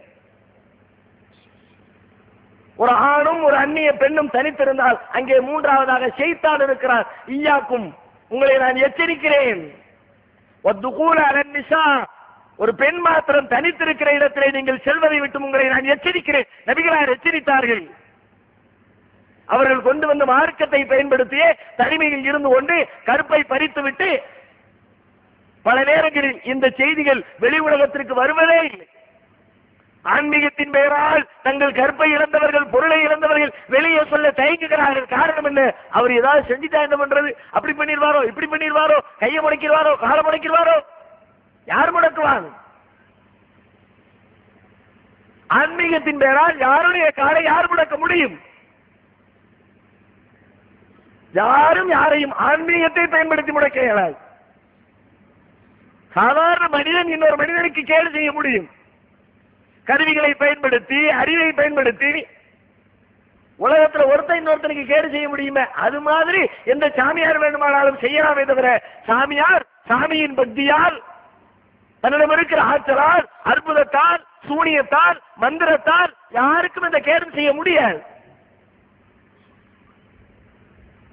அப்படி கேடு செய்கிற ஆற்றல் இறைவனுக்கு மட்டுமே இருக்கிறது. இஸ்லாம் சொல்லுகிறது, இறைவனை தவிர வேறு யாருக்கும் அப்படி ஒரு ஆற்றல் உலகத்தில் கிடையவே கிடையாது. இறைவன் உங்களை தண்டிப்பான், உங்களுக்கு நோய் நொடிகளை தருவான், உங்கள் வியாபாரத்திலே நஷ்டத்தை தருவான் அல்லது லாபத்தை தருவான், உங்கள் வாழ்க்கையை மாற்றி அமைப்பான். அனைத்திற்கும் இறைவனிடத்திலே ஆற்றல் உண்டு. இறைவன் எப்படி செய்வான்? குன் ஃபயகூன், ஆகு என்று சொல்லுவான், அது ஆகிவிடும். எந்த காரண காரியங்களிலும் இறைவன் ஈடுபட மாட்டான். ஆனால் இறைவன் நினைத்ததை நிகழ்த்துவான். இறைவனுக்கு இருக்கிற ஆற்றல். மனிதன் ஒருவருடைய கால்களை முறிக்க வேண்டும் என்று சொன்னால் கையிலே கத்தி எடுக்காமல், கட்டையை எடுக்காமல், ஆயுதம் தாங்காமல், எதிரியை தாக்காமல் பிற மனிதனுடைய கால்களை உடைக்க முடியாது. உடைக்க ஆற்றல் உலகத்தில் எந்த மனிதனுக்கும் இல்லை. இறைவன் அப்படி ஒரு ஆற்றலை வழங்கவே இல்லை. வழங்கியதாக பல பேர் நம்புகிறார்கள். அறிவையும் பணத்தையும் கொண்டு போய் ஆரிம்சாக்களிடத்திலும் சாமியார்களிடத்திலும் ஒப்படைத்து விட்டு அனைத்தையும் இழந்து நிற்கிறார்கள். அதற்கு தான் இஸ்லாம் சிந்தனை செய். ஆன்மீகத்தின் மேல எந்த விதத்தில் ஏமாந்துறாத. இந்த ஊரிலே, நம்முடைய ஊரிலே நாம் சொல்ல வேண்டும் என்றால், திருப்பத்தூரிலே, தமிழகத்தில் பல ஊர்களில் ஆன்மீக மோசடி நடந்தாலும் கூட திருப்பத்தூர் மோசடி ஹைலைட். எப்படியெல்லாம் நடந்தது? முஸ்லிம் சமூகத்தில் தர்கா வழிபாடுகளின் பெயரால் ஆன்மீக மோசடி தான் நடக்கிறது. செத்தவர்களை அடக்கம் செய்துவிட்டு அடக்கத்தலத்தில் ஒரு கல்லறையை கட்டி வைத்துக் கொண்டு நடக்கிற தில்லுமுள்ளுகள் அனைத்தும் ஆன்மீகத்தின் பெயரால் நடக்கிற தில்லுமுள்ளு. ஆனால் செத்தவனை அடக்கம் செய்து அதன் பெயரால் ஒரு தில்லுமுள்ளு, உயிரோடு ஒருவன் இருந்து கொண்டு அவன் செய்கிற தில்லுமுள்ளு என்று இரட்டை தில்லுமுள்ளுகள் ஒரே இடத்தில் இரட்டை குதிரையை போல், இரட்டை மாட்டு வண்டியை போல் பயணிக்கிற ஊர் திருப்பத்தூர். எப்படி பயணிக்கிறது? சர்க்கரை பாபாவின் பெயரால் பயணிக்கிறது. என்னையா சக்கர பாபா? அவர் தான் செத்துட்டாரு. செத்துட்டாரு, ஆனா இப்ப மேலாடுறாரு. யாரு மேல? நம்ம நிஜாம் பாப்பா மேல வந்து இறங்குறாருல, கப்பு கப்புன்னு. செத்தவரை அப்புறம் வந்து இறங்குறாரு. புத்தி வேண்டாம், யோசனை வேண்டாம். சர்க்கரை பாபாவை நாடி செல்லுகிற மக்களை பார்த்து கேட்கிறேன், உங்களுக்கு வழங்கப்பட்டிருக்கிற அருள் கிருபைகளிலே மிகச்சிறந்த அருள் உங்களுக்கு இறைவன் வழங்கி இருக்கிற பகுத்தறிவு. எந்த ஒரு காரியத்தையும் அறிவோடு அணுகு. அறிவை தவறவிட்டால் உலகத்திலேயும் நஷ்டம், மறுமையிலேயும் நஷ்டம். குர்ஆன் சொல்லுகிறது, உலகத்தில் ஜஹன்னம கஸீரம் மினல் ஜின்னி வல் இன்ஸ், மனிதர்களிலேயும் ஜின்களிலேயும் அதிகமானவர்களை நாம் நரகத்திற்கு வைத்திருக்கிறோம். காரணம் என்ன தெரியுமா? லஹும் குலூபுன் லா யஃகஹூன பிஹா, அவர்களுக்கு மூளை இருக்கும், ஆனால் ஃப்ரெஷ்ஷாக வைத்திருப்பார்கள். மூளை இருக்கும், யோசிக்கவே மாட்டோம்ல. அது மற்றவங்க யோசிக்குவாங்க, நான் எதுக்கு யோசிக்கணும்? யாரெல்லாம் சிந்திக்க மறுக்கிறார்களோ, சிந்திக்காமல் இருக்கிறார்களோ அவர்கள் நரகத்தின் வாரிசுகள். குர்ஆன் சொல்லுகிறது. சக்கரை பாபாவிடத்தில் செல்லுகிற மக்களை பார்த்து கேட்கிறேன், சிந்தித்து விட்டு சென்றீர்களா? அங்கே சென்று எங்கள் நோய் நீங்குகிறது, அங்கே சென்றால் எங்களுக்கு பிள்ளை கிடைக்கிறது, அங்கே சென்றால் எங்களுடைய எதிர்காலத்தை பற்றி பல்வேறு விஷயங்களை அவர் சொல்லித் தருகிறார் என்று நம்புகிறீர்களே, அவர் எப்படி பிள்ளை தருவார்? பிள்ளை தருவதற்கு அவரிடத்தில் என்ன ஆற்றல் இருக்கிறது? இறைவன் சொல்லுகிறார், யஹபுலி மையஷாஉ இனாசன் வ யஹபுலி மையஷாஉ ذுகூர். அல்லாஹ் அவன் நாடியவர்களுக்கு ஆண் மக்களை வழங்குகிறார், நாடியவர்களுக்கு பெண் மக்களை வழங்குகிறார். அவ் யுஸவ்விஜுஹும் ذுக்ரானன் வ இனாஸா, அவன் நாடியவர்களுக்கு ஆண் மக்களையும் பெண் மக்களையும் சேர்த்து வழங்குகிறார். வ யஜஅலு மையஷாஉ அகீமா, நாடியவர்களை பிள்ளை பெயரற்றவர்களாக விட்டு விடுகிறார். அனைத்தையும் அவனே செய்கிறான். இறைவன் தான் பிள்ளை தருவான், இறைவனை தவிர பிள்ளை தருவதற்கு எவரும் இல்லை என்று அழுத்தம் திருத்தமாக உலகத்திற்கு இஸ்லாம் சொல்லுகிறது. அந்த இறைவனுடைய ஆற்றலை புரிந்து கொள்ளாமல் இவர் தருவார் என்றால் எப்படி தருவார்? மருந்து தருகிறாரா? மாத்திரை தருகிறாரா? டெஸ்ட் எடுக்கிறாரா? காரண காரியங்களோடு செயல்படுகிறாரா?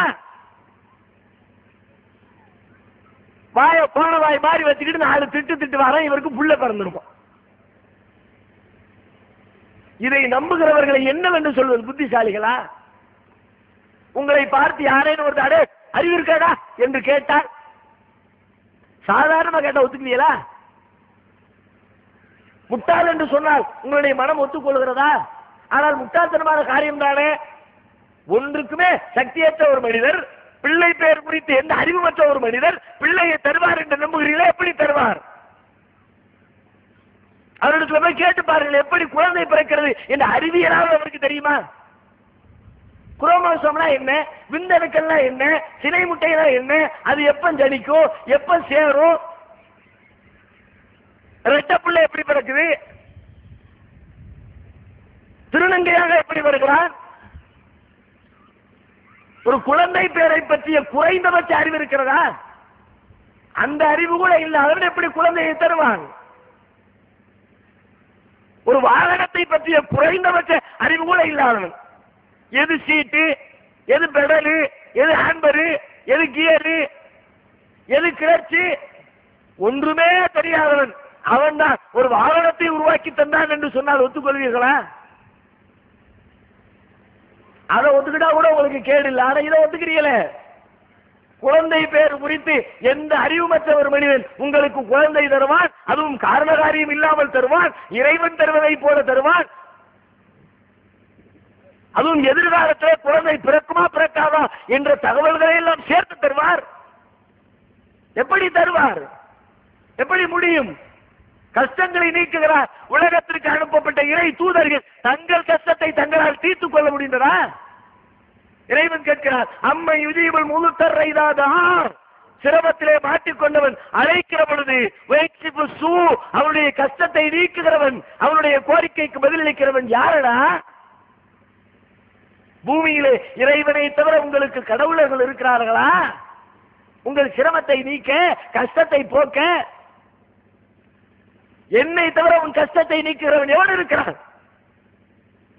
யாரும் இல்லை என்று குர்ஆன் சொல்லுகிறது.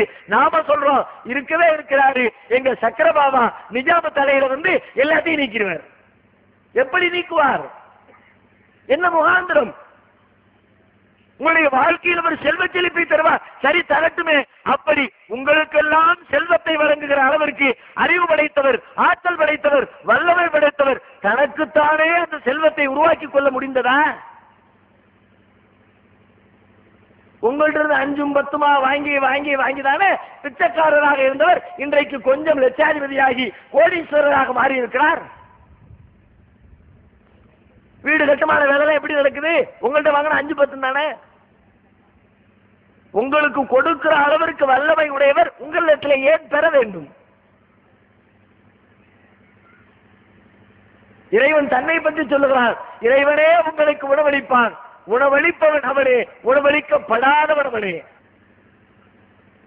அவன் உங்களுக்கு உதவி செய்வான். உங்களிடமிருந்து எந்த உதவியும் அவனுக்கு தேவை கிடையாது. அப்படிப்பட்டவனே ஆற்றல் படைத்தவன், வல்லமை படைத்த இறைவன். இவர் மனிதர். இறைவனுடைய இடத்திலே வைக்கிறீர்களே, ஆன்மீகத்தை கொண்டு போய் அறியாமையில் சிதைக்கிறீர்களே. எதிர்காலத்தை பத்தி நிறைய சொல்லுகிறார்கள். எதிர்காலத்தை பத்தி என்ன சொன்னார், என்ன சொல்லுகிறார்? சொல்லுகிறார்களே, நாங்கள் ஒரு சவாலை முன்வைத்தோம், தமிழகம் முழுக்க போஸ்டர் அடித்து ஒட்டினோம்.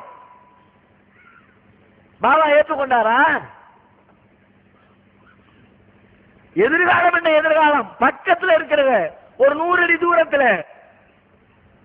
நாங்கள் உங்கள் கண்ணுக்கு முன்னால் புதைத்து வைக்கிற ஒரு பொருளை, என்ன பொருளை புதைத்து வைத்தோம் என்று உங்களால் சொல்ல முடியுமா? சொல்லிவிட்டார் 1 கோடி பரிசு என்று அறிவித்தோம். டெய்லி 5 10 500 100 200 இப்படி சம்பாதித்துக் கொண்டிருக்கிற பாபாவுக்கு ஒரே நாள்ல 1 கோடினா ஜாக்பாட் தானே. வச்சுட்டு போக வேண்டியதானே, வாங்க வேண்டியதானே. சரி, அவர் பணத்திற்கு ஆசைப்படாதவராக இருந்தாலும் தன்னுடைய திறமையை நிரூபிப்பதற்காகவாவது தௌஹீத் ஜமாத் அறிவித்த இந்த அறிவிப்பை ஏற்றாரா? தமிழகம் முழுக்க போஸ்டர் அடித்து ஒட்டினோமே, எதிர்காலத்தை சொல்கிறோம் என்று சொல்லுகிறவன் பொய்யன், மோசடிக்காரன். யாராலும் எதிர்காலத்தை சொல்ல முடியாது. மறைவானவற்றின் திறவுகோல் அல்லாஹ்விடத்திலே இருக்கிறது. இறைவனை தவிர வேறு எவனும் மறைவானதை, எதிர்காலத்திலே நடக்க இருப்பதை அறிவிக்கவே முடியாது என்று குர்ஆன் சொல்லுகிறது. இவர் என்ன அறிவித்தார், என்ன சொன்னார்? யோசித்து பாருங்கள். எல்லா மனுஷனுக்கும் வாழ்க்கையில என்ன சொல்வாங்களோ அது சொல்லுவார்.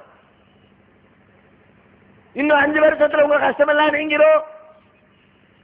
எந்த கஷ்டமா இருந்தாலும் கொஞ்ச நாள் அதுக்கு பிறகு நீங்க தான் செய்யும். தகப்பனே செத்து போயிட்டான், கஷ்டமா தான், ரொம்ப கஷ்டமா இருக்கு, 2 வருஷம் பொறுத்துக்க. எதுக்கு பொறுத்துக்க? அவ்வளவுதான். அதுக்கப்புறம் நீ இயற்கையில நீ தான் மறந்துடுவேப்பா. கஷ்டமெல்லாம் மாறி மாறத்தானே நீ சொன்னாலும் சொல்லாட்டி மாறுமே. 20 வருஷமா அதே கஷ்டத்துல அதே மாதிரி அப்படியே இருக்கிற ஒரே மனுஷனை காட்டு பார்க்கலாம். எந்த கஷ்டமும் மாறும், எந்த இன்பமும் மாறும். இன்னமல் உஸ்ரி யுஸ்ரா, சிரமத்தோடு இறைவன் லேசை வைத்திருக்கிறான். இன்பத்தையும் துன்பத்தையும் கலந்து வைத்திருக்கிறான். அனைத்து நிலைகளையும் மாற்றமடைகிற விதத்திலே இறைவன் படைத்து வைத்திருக்கிறான். இந்த சாதாரண அறிவு இல்லாமல் அவர் பொத்தாம் பொதுவாக சொல்லுகிற கருத்தை எல்லாம் ஏதோ பெரிய அறிவோடு ஆற்றலோடு சொல்லுவதை போல நினைத்துக் கொண்டு எதிர்காலத்தை பற்றி எல்லாம் சொல்லுகிறார். எப்படி சொன்னார், என்ன சொன்னார், தெளிவாக சொன்னாரா, திட்டமிட்டு சொன்னாரா? இன்ன நடக்கும், இன்ன தேதியில் நடக்கும், இப்படி நடக்கும், அடுத்த மாதம் முதல் தேதி உன் வாழ்க்கையிலே இந்த காரியம் இப்படி நடக்கும், அப்படி சொன்னாரா? இந்த மாதம் 10,000 ரூபாய் சம்பளம், அடுத்த மாதம் நீ 15,000 சம்பளம் என்று சொன்னாரா? அடுத்த வருஷம் கஷ்டம் வரும் சொல்லிடுவார். அவர் சொன்ன மாதிரியே கஷ்டம் வந்துருச்சு, சொல்லாட்டியும் கஷ்டம் வருஷம் வருஷம் வரத்தானே செய்யும். கஷ்டம் வராத மனிதன் யார் இருக்கான்? இன்பம் வர்றது மட்டும் இல்லை, துன்பம் வராத மனிதன் எவன் இருக்கிறான்?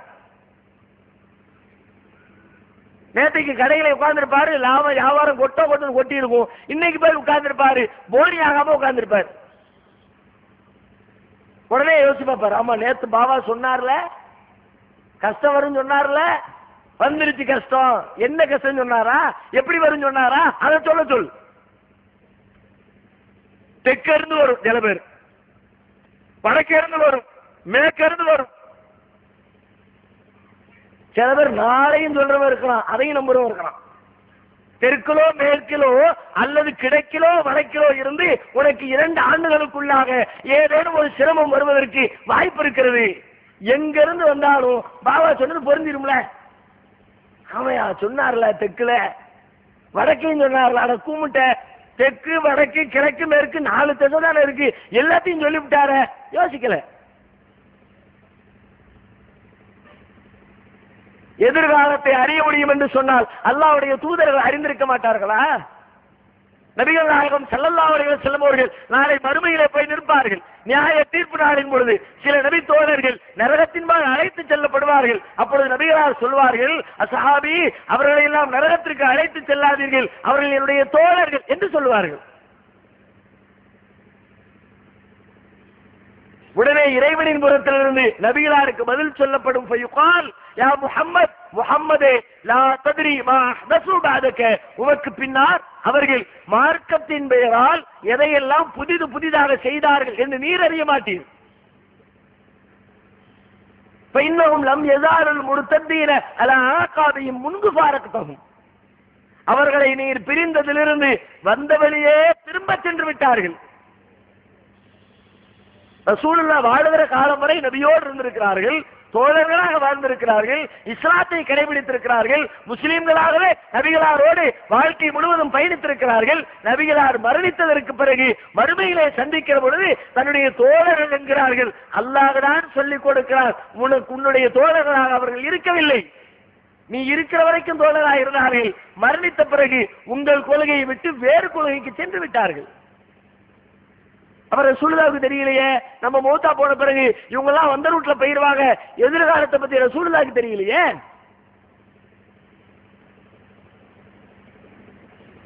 நபிகள் நாயகத்திற்கு எதிர்காலம் தெரியவில்லை என்றால் வேறு யாருக்கு தெரியும்?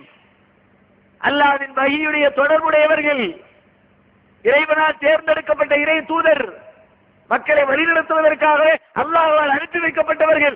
அந்த தூதருக்கு எதிர்காலம் குறித்த அறிவு கிடையாது என்று சொன்னால் உலகத்தில் வேறு யாருக்கு இருந்து விட முடியும்? யோசித்து பாருங்கள்.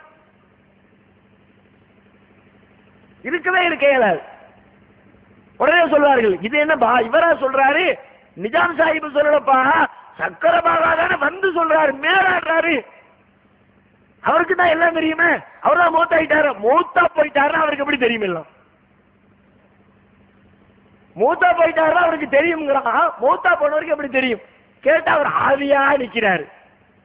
ஆவியா ஒரு ஆவியா இருக்கிற உண்மையா இருந்தா ஒரு இடத்துல தான் இருக்க முடியும், ஒருத்தனை பத்தி தானே சொல்ல முடியும்.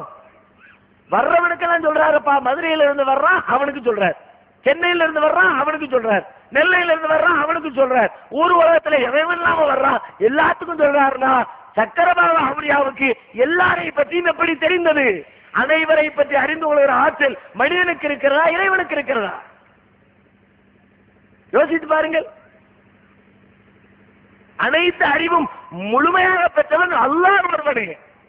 இறைவனை தவிர அனைத்தையும் அறிந்தவர் எவரும் இல்லை. இன்னும் சொல்வதாக இருந்தால் முஸ்லிம்களை நம்புவதுதான் வெட்கத்திலும் வெட்கக்கேடு. ஏன் இஸ்லாமிய மார்க்கம் சொல்லுகிறது, ஒருவர் மரணித்து விட்டால் அவருடைய உயிர் இறைவனின் கஸ்டடிக்கு சென்று விடுகிறது, அது மீண்டும் உலகத்திற்கு கியாமத் நாள் வரை திரும்பவே திரும்பாது. இறந்த உயிர்கள் மீண்டும் உலகத்திற்கு வர முடியாது என்கிறது இஸ்லாம். திருமறை குர்ஆன் சொல்லுகிறது, அல்லாஹ் யதவஃபல் அன்ஃபுஸ ஹீன மௌத்திஹா, அல்லாஹ் ஒரு உயிர் அது மரணிக்கிற நேரத்திலே கைப்பற்றுகிறான். தூங்குகிற நேரத்திலே உயிர்களை அல்லாஹ் கைப்பற்றுகிறான். தூங்கி விழிக்கிற பொழுது யாரெல்லாம் உலகத்திலே உயிர் வாழுகிற வாய்ப்பு இருக்கிறதோ அவர்களுக்கு உயிரை அல்லாஹ் கொடுத்து விடுகிறான். யாருக்கெல்லாம் தவணை முடிந்து விட்டதோ அவர்களின் உயிரை இறைவன் தன்னிடத்திலே வைத்துக் கொள்கிறான். யாருக்கு இறைவன் மௌத்தை நிர்ணயித்து விட்டாலோ அந்த உயிரை கைப்பிடிக்குள் வைத்துக் கொள்கிறான். மௌத்தா போயிட்டார்னா அவருடைய உயிர் அல்லாஹ்வின் கைவசம். மற்றொரு இடத்தில் இறைவன் சொல்லுகிறான், ஒருவர் மரணித்து விட்டால் மரணித்தவருக்கும் இந்த உலகத்திற்கும் இடையிலே ஒரு திரை போடப்பட்டுவிடும். திரைக்கு அப்பால் அந்த உயிர்கள் கொண்டு செல்லப்படும். எழுப்பப்படுகிற நாள் வரை திரைக்கு அப்பால் தான் அந்த உயிர்கள் இருக்கும். அங்கிருந்து எந்த உயிரும் தப்பித்து இந்த உலகத்திற்கு வரவே இயலாது. இறைவன் கோடு போட்டு வச்சிருக்கிறான், பாதுகாப்பு ஏற்பாடு செஞ்சு வச்சிருக்கிறான். இறைவனுடைய பாதுகாப்பிலிருந்து தப்பிக்க முடியுமா? இன்ன பத்ஷ ரப்பிக்க ஷதீத், உனது இறைவனின் பிடி கடும் பிடி என்கிறான். இறைவனுடைய கஸ்டடிக்குள்ள அல்லாஹ் வச்சிருக்கேங்கிறான். ஏன் கைப்பிடிக்குள்ள வச்சிருக்கிறேங்கிறான். அல்லாஹ்வுடைய கைப்பிடிக்குள்ள இருக்கிற சக்கரபாபா எப்படி நிஜாமு கிட்ட வர முடியும்? அதுல வேலூர் ஜெயிலா கம்பிய வளர்ச்சி ஏறி குச்சி ஓடி வர்றதுக்கு வர முடியாத ஒரு முஸ்லிம் எப்படி நம்புகிறார்? அதான் ஆச்சரியம். முஸ்லிம் அல்லாத மக்களுக்கு இது குறித்து அவர்களுடைய வேதத்திலே சொல்லப்படவில்லை. அவர்கள் நம்பினால் நம்பாவிட்டால் அது குறித்து நாம் பேச வேண்டிய தேவையில்லை. ஆனால் முஸ்லிமுக்கு சொல்லப்பட்டிருக்கிறது, ஒரு உயிர் மரணித்து விட்டால் அந்த உயிருக்கும் இந்த உலகிற்கும் எந்த தொடர்பும் இல்லை. அது திரை மறைவிற்கு கொண்டு செல்லப்பட்டு விட்டது. மீண்டும் அந்த உயிர் உலகத்திற்கு வரவே வராது என்று சொல்லப்பட்ட ஒரு உயிர் மீண்டும் வந்ததாக நம்புகிறீர்களே, எப்படி வரும்? இன்னும் தெளிவாக சொல்வதாக இருந்தால்,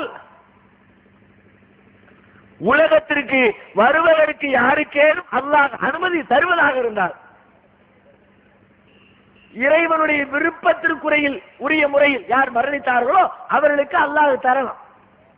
ஒரு பேச்சுக்கு சொல்றதா இருந்தா, யாரு அல்லாஹ்வுடைய பாதையில கொல்லப்பட்டு உயிரை கொடுத்தாங்களே, ஷஹீதானாங்களே, அந்த ஷஹீதுகள் மரணத்திலேயே இறைவனுக்கு பிடித்தமான மிக ஓப்பான ஒரு மரணம். ஏன் உலகத்தில் அல்லாஹ்வுக்காக வேண்டி தான் உயிரே கொடுத்திருக்கிறார். நீதியை நேர்மையை நிலைநாட்டுவதற்காக உலகத்திலே பெரிதாக மதிக்கப்படுகிற உயிரை அர்ப்பணம் செய்திருக்கிறார். அவருக்கு அல்லாஹ் சிறந்த இடத்தை வழங்குவார். எந்த அளவிற்கு சிறப்பு, அவர்களுக்கு மன்னரை வாழ்க்கையே கிடையாது, டைரக்டா சொர்க்கம். அல்லாஹ்வின் பாதையில் கொல்லப்பட்டவருடைய உயிர் பச்சை நிற பறவையினுடைய கூற்றுக்குள்ளே வைக்கப்பட்டு சுவர்க்கத்திலே சுற்றி திரிய விடப்பட்டு விடும். நபிகளார் சொல்லுகிறார்கள். உஹது போர்க்களத்திலே கொல்லப்பட்ட உயிர்களை பற்றி நபிகள் நாயகம் சொல்லுகிறார்கள். உஹது போர்க்களத்தில் நபி தோழர்கள் பல பேர் கொல்லப்பட்டார்கள். அவர்களுடைய உயிர் உடனடியாக சொர்க்கத்திற்கு வருகிறது. அல்லாஹ் அந்த உயிர்களிடத்திலே கேட்கிறான், உங்களுக்கு என்ன வேண்டும்? எங்களுக்கு என்ன வேணும் அல்லாஹ்? ஒன்றும் தேவையில்லை, வேற என்ன வேணும்? இதை விட வேற எங்களுக்கு என்ன வாழ்க்கை வேண்டி இருக்குது? நாங்க சந்தோஷமா இருக்கோம், ஒண்ணு வேண்டாம். மீண்டும் கேட்கிறான், ஏதாவது கேளுங்க. மீண்டும் மறுக்கிறார்கள், மீண்டும் கேட்கிறான்.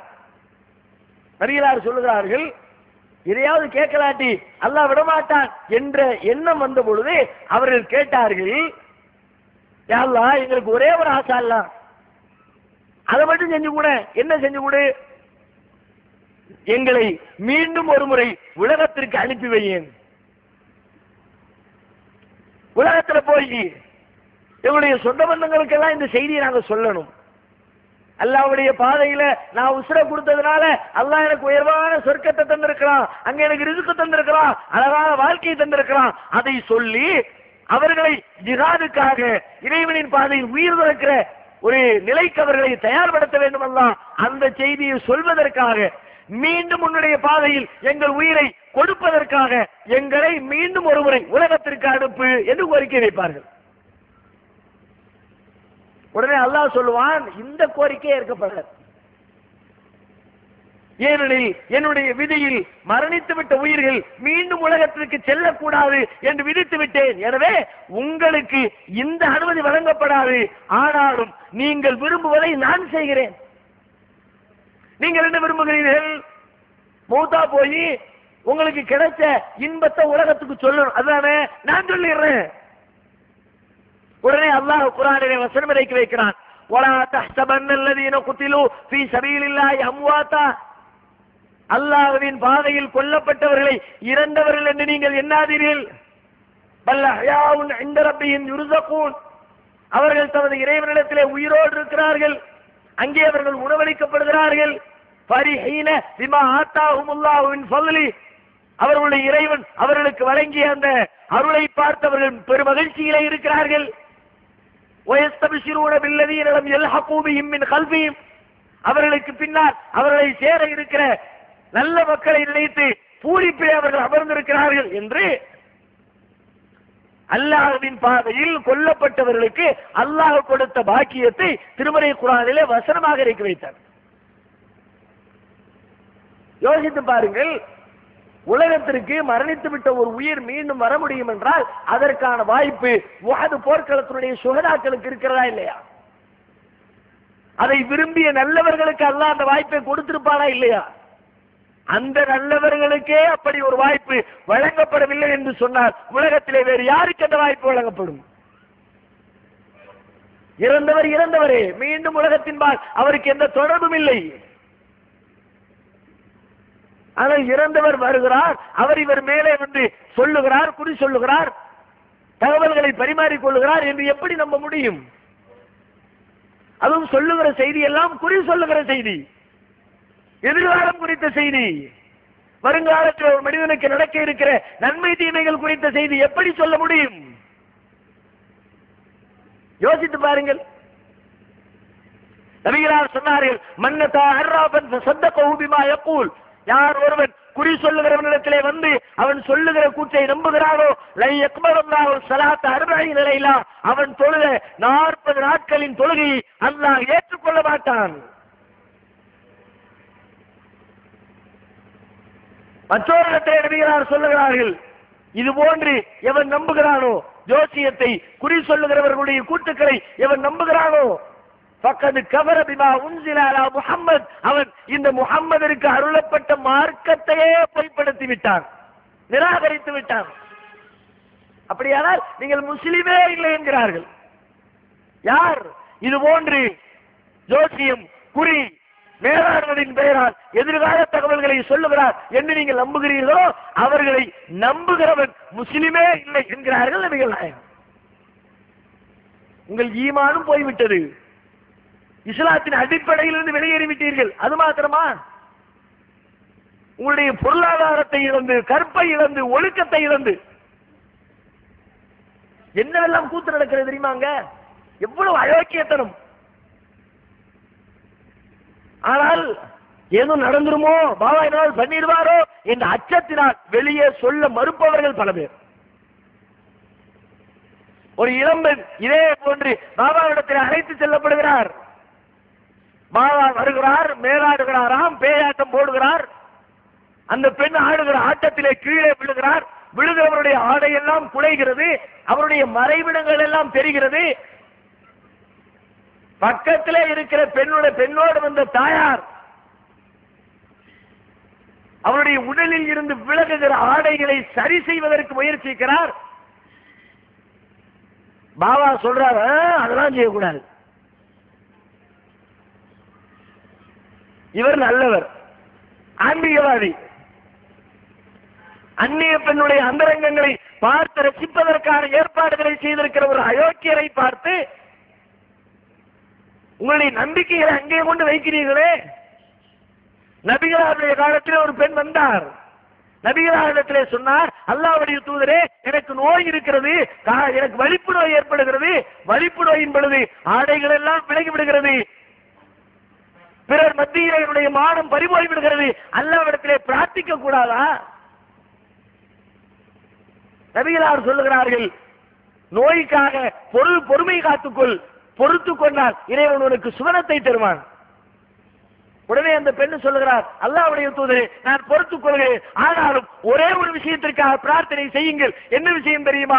அப்படி நோய் வருகிற பொழுது, வலிப்பு வருகிற பொழுது என் ஆடை என் உடலை விட்டு விலகி என் மானம் வெளிப்படுகிறது. அப்படிப்பட்ட நிலை ஏற்படாமல் இருக்க அல்லாஹ்விடத்திலே பிரார்த்தியுங்கள். நபிகளார் அதற்காக பிரார்த்தித்தார்கள். இதுவல்லவா மார்க்கம்?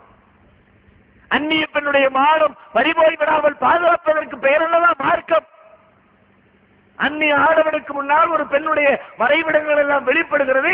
அதை பார்த்து ரசிப்பதற்காக இழுத்து மூடுகிற பெண்ணை கூட மூடக்கூடாது என்று எச்சரிக்கிறவன் காமவன் இல்லையா? எத்தனை அதை ஆண்களும் அப்படி பெண்களை ஆச்சரியத்திலும் ஆச்சரியம். ஒரு பொம்பளை இன்னொரு பொம்பளை கூட்டிட்டு போறாங்க, அது ஒரு செய்தி. கட்டிய கணவன்மார் பல பேர் மனைவியரை அழைத்து செல்கிறார்கள். எப்படி மானம் ரோஷம் என்று ஏதேனும் அவர்களுக்கு இருக்கிறதா? மனைவியை தனிமையில அழைக்கிறான், அவளுக்கு மந்திரம் செய்கிறேன் என்ற பெயரில் எலுமிச்சம்பழத்தை எடுத்து மனைவியுடைய உடல் உறுப்புகளிலே தடவுகிறான், தொடையிலே வைத்து தடவுகிறான், புஜத்திலே வைத்து தடவுகிறான். எங்கே செல்கிறது? இதையெல்லாம் பார்த்தால் இஸ்லாத்தை காரி துப்ப மாட்டார்களா? இஸ்லாத்தின் பேரால் நடக்கிறது. செய்கிறவன் தான் மூடன் என்றால், காமுகன் என்றால், அவன் செய்வதை நம்புகிற மக்களும் இருக்கிறார்களே. நீங்கள் எப்படிப்பட்ட இஸ்லாத்தை உலகத்திற்கு அறிமுகப்படுத்த விரும்புகிறீர்கள்? அல்லாஹ்வின் தூதர் காட்டிய பகுத்தறிவு மார்க்கத்தையா, ஒழுக்கம் நிறைந்த மார்க்கத்தையா, அந்நிய பெண்ணை ஏறெடுத்து பார்ப்பதற்கு தடை விதித்த மார்க்கத்தையா, அல்லது அந்நிய பெண்ணோடு தனிமையில் அமர்ந்து குலாவுகிற மார்க்கத்தையா? திருமறை குர்ஆன் சொல்லுகிறது, குல் லில் மூமினீன், நபியே மூமின்களுக்கு சொல்லுங்கள், யகுல்லூ மின் அப்சாரிஹிம், அவர்கள் தங்கள் பார்வைகளை பேணட்டும். குல் லில் மூமினாத், மூமினான பெண்களுக்கு சொல்லுங்கள், யகுல்லுன மின் அப்சாரிஹின், அவர்களும் தங்கள் பார்வைகளை பேணட்டும். பார்வையிலேயே தடை. பார்க்கிறதுங்கிறது எவ்வளவு அற்பம். நம்ம லாங்குவேஜ்ல ஒரு கெட்ட விஷயம், ஒரு கெட்ட போஸ்டர், ஒரு கெட்ட காட்சி, அதை ஒருத்தர் பார்த்தாருன்னா யாரும் அவர் மீது இந்த உலகத்தில் இன்றைய காலத்தில் அவரை யாரும் குறை சொல்ல போவதில்லை. தாக்கத்தானே செஞ்சான். நியாயப்பட ஒரே வார்த்தை, தாக்கத்தானே செஞ்சான், வேற என்ன செஞ்சான்? நம் வீட்டின் படுக்கை அறைகளை அலங்கரிக்கிற தொலைக்காட்சி பெட்டிகள் காட்டுகிற காட்சிகள் எல்லாம் இந்த வார்த்தைகளில் தான் நியாயப்படுத்தப்படுகிறது. பார்க்கத்தானே செஞ்சோம். பார்வைதானப்பா பஞ்சாயத்தின் முதல் படி இஸ்லாம் சொல்லுகிறது. நீ பார்த்த, ஆனால் அது முதல் படி. அது பெரும்பாவம் அல்ல, ஆனால் பெரும்பாவத்திற்கு அழைத்து செல்லுகிற முதல் பாவம் அது. பார்ப்பாய் பார்ப்பாய் பார்ப்பாய், பார்த்து கொண்டே இருப்பாய். ஒரு கட்டத்திலே இந்த பார்வை உன்னை பெரும்பாவத்திலே தள்ளிவிடும். எனவே பார்வையிலேயே கட்டுப்படுத்து. சிறு உடைப்பு தானே என்று பார்க்காது, பெரும் குளத்தை கூடாது தகர்த்து விடும். சின்னதான் ஆரம்பிக்கும் எந்த பிரச்சனையுமே. 10,000 லிட்டர் வாட்டர் டேங்க்ல ஒரு சின்ன ஓட்டம் விழுந்தா, சின்ன ஓட்டம் விடுவோமா? 10,000 லிட்டர் தண்ணீரையும் காலி செய்யாதா? இஸ்லாம் அதைத்தான் பார்க்கிறது. பார்வை உன் பார்வையிலும் சரி, உலகத்தின் பார்வையிலும் சரி சிறியதுதான். ஆனால் அந்த சிறியது பெரியதில் கொண்டு போய் உன்னை தள்ளுமே. ஒரு முறை நபிகளார் வீட்டிற்குள்ளே அமர்ந்திருக்கிறார்கள். வெளியிலிருந்து ஒரு தோழர் வருகிறார். வீட்டிற்குள்ளே வரும் பொழுது சலாம் சொல்லி அனுமதி கேட்க வேண்டும் என்ற விதிகளுக்கு மாற்றாக வீட்டிற்குள்ளே எட்டி பார்க்கிறார் வெளியிலிருந்து கொண்டு. உள்ளே இருக்கிற நபிகள் நாயகம் வெளியிலிருந்து பார்ப்பவரை உள்ளிருந்து பார்த்து வருகிறார்கள். ரசூலுல்லாஹ் கையில ஒரு பெரிய குச்சியை வைத்துக் கொண்டு முடியில சிக்கெடுத்துக் கொண்டிருக்கிறார்கள். அந்த மனிதரை பார்த்த நபிகள் நாயகம் சொல்லுகிறார்கள், கண்ணை குத்திடுவேன், எங்க பாக்குற? இங்கே பார்க்கிறாய், இன்னவல் இஸ்திதார் மின் அஜலில் பஸர், பார்வை இருக்கிற காரணத்தினால்தான் ஒரு வீட்டிற்கு வருகிற பொழுது அனுமதி கேட்க வேண்டும் என்ற சட்டமே போடப்பட்டிருக்கிறது. நீ பேசாம பார்த்துட்டு போயிருவே, நீ நல்ல பிள்ளைதான், உன் கூட மேம்படியா இருக்கானே அவன் நல்லவன் கிடையாதப்பா, பார்த்துட்டு கிராஸ் பண்ணி போயிருவேன். போகும்போதே கொஞ்சம் கொஞ்சமா ஏத்துவான இன்ஜெக்ஷனு, பரவாயில்லையே நல்லா தான் இருக்கு. தலைவனில போய் தலையை வைப்பிய, சூப்பருப்பா. மறுநாள் காலையில நேற்று எத்தனை மணிக்கு வரும், 10 மணி தானே, திரும்ப 10 மணிக்கு ரவுண்டு தரிசனத்திற்காக. எத்தனை பேர் வருகிறார்கள், எத்தனை பேர் போகிறார்கள், இல்லை என்று மறுக்க முடியுமா? பெண்கள் கல்லூரி துவங்குகிற நேரத்திலும் முடிகிற நேரத்திலும் கல்லூரியை சுற்றி இருக்கிற பல்வேறு கடைகளில் வாலிப கூட்டம் மொய்க்கிறது. காரணம் என்ன? எல்லாம் பார்வைதான். வேற என்ன நடந்துருச்சுங்க? பார்வைதான். இப்படி பார்க்கிற பார்வைக்கே கட்டுப்பாடு விதித்த மார்க்கத்திலே அந்நிய ஆணோடு தனிமையில் இருப்பது, அந்தரங்களை தொட அனுமதிப்பது, பரிகாரம் என்ற பெயரால் அவர்களோடு பல்வேறு விஷயங்களை பகிர்ந்து கொள்வது, கேவலத்திலும் கேவலம். ஆரம்பத்திலே ஏகத்துவத்தை தெரிந்து கொள்வதற்கு முன்னால் நான் கூட இப்படிப்பட்ட ஒரு முஸ்லிம் சாமியாரிடத்திலே ஓராண்டுக்கு மேலாக வேலை பார்த்தவன் நான். அங்கு நடக்கிற அத்தனை தில்லுமுள்ளுகளையும் அருகிலே இருந்து அரங்கேற்றியவன் என்று சொல்வதை விட அறிந்து கொண்டவன் என்று சொல்வது பொருத்தமாக இருக்கும். ஓராண்டு காலம் ஆச்சரியமாக இருக்கும். இந்த அளவிற்கு கூட தங்கள் ஈமானையும் மானத்தையும் அடகு வைப்பதற்கு தயாரான பெண்களும் ஆண்களும் இருக்கிறார்களா? குழந்தை பேர் இல்லை என்று சொன்னால் போதும், அவ்வளவுதான். எதை விளக்க தயார். பிள்ளை கிடைக்கும் என்றால் பிள்ளை இல்ல, பிள்ளை இல்லாட்டி என்னப்பா, கல்யாணம் முடிஞ்சு 5 வருஷம் ஆயிடுச்சு, 7 வருஷம் ஆயிடுச்சு, 9 வருஷம் ஆயிடுச்சு, இல்ல சரி என்ன மருத்துவம் பாரு, அல்லாட்ட கேளு. ஜக்கரியா அலைஹிஸ்ஸலாம் என்ன கேட்டாங்க? யாரெல்லாம் பிள்ளையத்தா பிள்ளையத்தா பிள்ளையத்தான்னு அவங்க மூத்தா போற காலம் வரைக்கும் கேட்டாங்களே, அல்லாஹ் எப்ப பிள்ளைய கொடுத்தான்? முதுமையில கொடுக்கலையா? இப்ராஹிம் அலைஹிஸ்ஸலாத்துக்கு அல்லாஹ் பிள்ளைய கொடுத்தானே, எப்ப கொடுத்தான்? முதுமையில கொடுக்கலையா? இளமையிலையா? கல்யாணம் முடிஞ்ச உடனேவா? இப்ராஹிம் நபி சொல்லுகிறார்கள், அல்ஹம்துலில்லாஹி அல்லதி வஹபலி அலல் கிபரி இஸ்மாயில் வ இஸ்ஹாக், என்னுடைய முதுமையான பருவத்திலே இஸ்மாயில் என்ற குழந்தையையும் இஸ்ஹாக் என்ற மகனையும் எனக்கு அளித்த அல்லாஹ்விற்கே எல்லா புகழும். என்ன சொல்லுகிறார்கள்? முதுமையில் அளித்த அல்லாஹ். முதுமை எப்படிப்பட்ட முதுமை? நாடி நரம்பெல்லாம் தளர்ந்து போகிற முதுமை. கேளுங்கள் இறைவனிடத்திலே, நாடினால் தருவான். தருகிற ஆற்றல் அவர்கள் மட்டுமே இருக்கிறது. அவனை தவிர வேறு யார் நாடினாலும் குழந்தை தருகிற பாக்கியத்தை பெறவே முடியாது. இங்க 5 வருஷம் 10 வருஷம் பிள்ளை இல்லாட்டி என்ன வேணாலும் செய்யுங்க, தன்னை முழுமையாக ஒப்படைப்பதற்கு தயாராக இருக்கிற சமூகம். எத்தனை இடங்களில் சபைகளில் சொல்ல முடியாத சில செய்திகள்.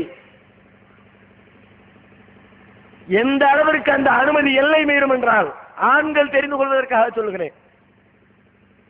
பெண்களை பொறுத்த வரைக்கும் பிள்ளை இல்ல, சமூகத்தில் ஆளாளுக்கு பேசுறாங்க, ஒரு கல்யாண வீட்டுக்கு போக முடியல, 4 பேர் கூடுற இடத்துல நிக்க முடியல, ஏமா பிள்ளை இல்ல ஏமா பிள்ளை இல்ல கேட்டு கேட்டு தொல்லப்படுத்துறாங்க, எப்படியாவது பிள்ளை வேணும் அப்படின்னு முடிவுக்கு வந்து விட்டால் எதையும் இழக்க தயார் என்ற மனோநிலைக்கு பல பெண்கள் வந்து விடுகிறார்கள். அந்த மாதிரி நிலையில் இருக்கிறவர்கள் தான் சாமியார்களை தேடி செல்கிறார்கள். அது முஸ்லிம் சாமியாரோ முஸ்லிம் அல்லாத சாமியாரோ சாமியாரை தேடி செல்கிறவர்களா என்ன மாதிரி நடக்காதா? அவர்கள் எதற்கும் துணிந்தவர்கள். கட்டுப்படுத்துகிற ஆண்களுக்கு சொல்லுகிறேன், என்னவெல்லாம் நடக்கும் தெரியுமா? சில வசனங்கள் இருக்கிறது, அந்த வசனத்தை பெண்ணின் மறைவிடத்திலே எழுதினால் குழந்தை பிறக்கும் என்று சொல்லுவார், அதையும் நம்புவார்கள், அதற்கும் உட்படுவார்கள்.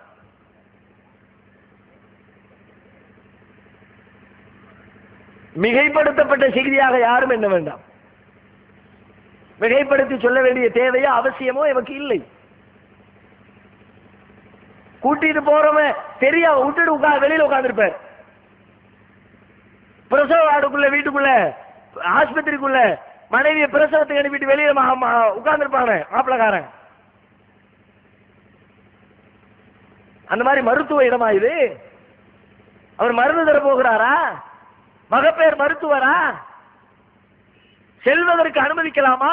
நான் முஸ்லீம்களை பார்த்து மாத்திரம் சொல்லவில்லை, அங்கே செல்லுகிற இது போன்ற ஆன்மீகத்தின் பெயரால் நடக்கிற இடங்களுக்கெல்லாம் குழந்தை பேரு, கஷ்டம் நீங்க, துன்பம் நீங்க, திருமணம் நடக்க என்று எந்த காரணத்தை சொல்லிக் கொண்டு செல்லுகிற எந்த சமூகத்து ஆண்களாக இருக்கட்டும் பெண்களாக இருக்கட்டும் அத்தனை பேரும் நீங்கள் செல்லுகிறீர்களே, கொஞ்சம் யோசித்து பாருங்கள். அவர் என்ன செய்தார், எப்படி செய்தார், எப்படி பிள்ளை தருவார், எப்படி திருமணம் நடத்துவார், எப்படி கஷ்டத்தை நீக்குவார்? சிந்தனைக்கு வேலை கொடுத்தார். இது போன்ற தில்லுமுள்ளுகளுக்கு உலகத்தில் இடம் இருக்க முடியாது. இவை அனைத்தின் ஆற்றலும் இறைவனுக்கு மட்டுமே இருக்கிறது என்று நம்புங்கள். கஷ்டம் எத்தனை பெரிய கஷ்டமாக இருந்தாலும் இறைவனை தவிர நீக்குகிறவன் உலகத்தில் எவனும் இல்லை, நம்புங்கள். கோரிக்கைகளை இறைவனிடத்தே வையுங்கள். இறைவன் சொல்லுகிறார், ஒய்தா சாரக்க இபாதி, என்னுடைய அடியார்கள் என்னை பற்றி உம்மிடத்திலே கேட்டால் நான் அருகிலே இருக்கிறேன். உஜீபு தஅவத தாஇ இதா தஆன், அழைப்பவரின் அழைப்புக்கு பதிலளிக்கிறேன். ஃபல்யஸ்தஜீபூலி, பதிலை தேடுகிறவர் என்னிடமே தேடட்டும். வல்யுமினு பி, அவர் என்னையே நம்பட்டும். லஅல்லஹும் யர்ஷுதூன், அவர்கள் நேர்வழி பெறுவார்கள். இறைவன் தான் கோரிக்கை வைக்க தகுதியானவன். அவன் மட்டுமே அனைத்தையும் நிறைவேற்றுகிற வல்லமை படைத்தவன். வேறு எந்த மனிதனும் பிற மனிதருக்கு ஏற்படுகிற சிரமங்களை கஷ்டங்களை போக்குகிற அதிகாரமோ தேவைகளை நிறைவேற்றுகிற வல்லமையோ படைத்தவர் அல்ல என்பதை உணர்ந்து இறைவனை இறைவனாக நம்பி செயல்படுகிற நன்மக்களாகவும் இந்த போலிகளிடமிருந்து நம்மையும் நம் கற்பையும் நம் ஈமானையும் நம் பொருளாதாரத்தையும் காத்துக் கொள்ளுகிற நல்ல வாய்ப்பினையும் எல்லாம் வல்ல இறைவன் நம் அனைவருக்கும் தந்தருள் புரிவானாக. வாஹிரு தஅவானா அல்ஹம்துலில்லாஹி ரப்பில் ஆலமீன். அஸ்ஸலாமு அலைக்கும் வரஹ்மத்துல்லாஹி வபரகாத்துஹு.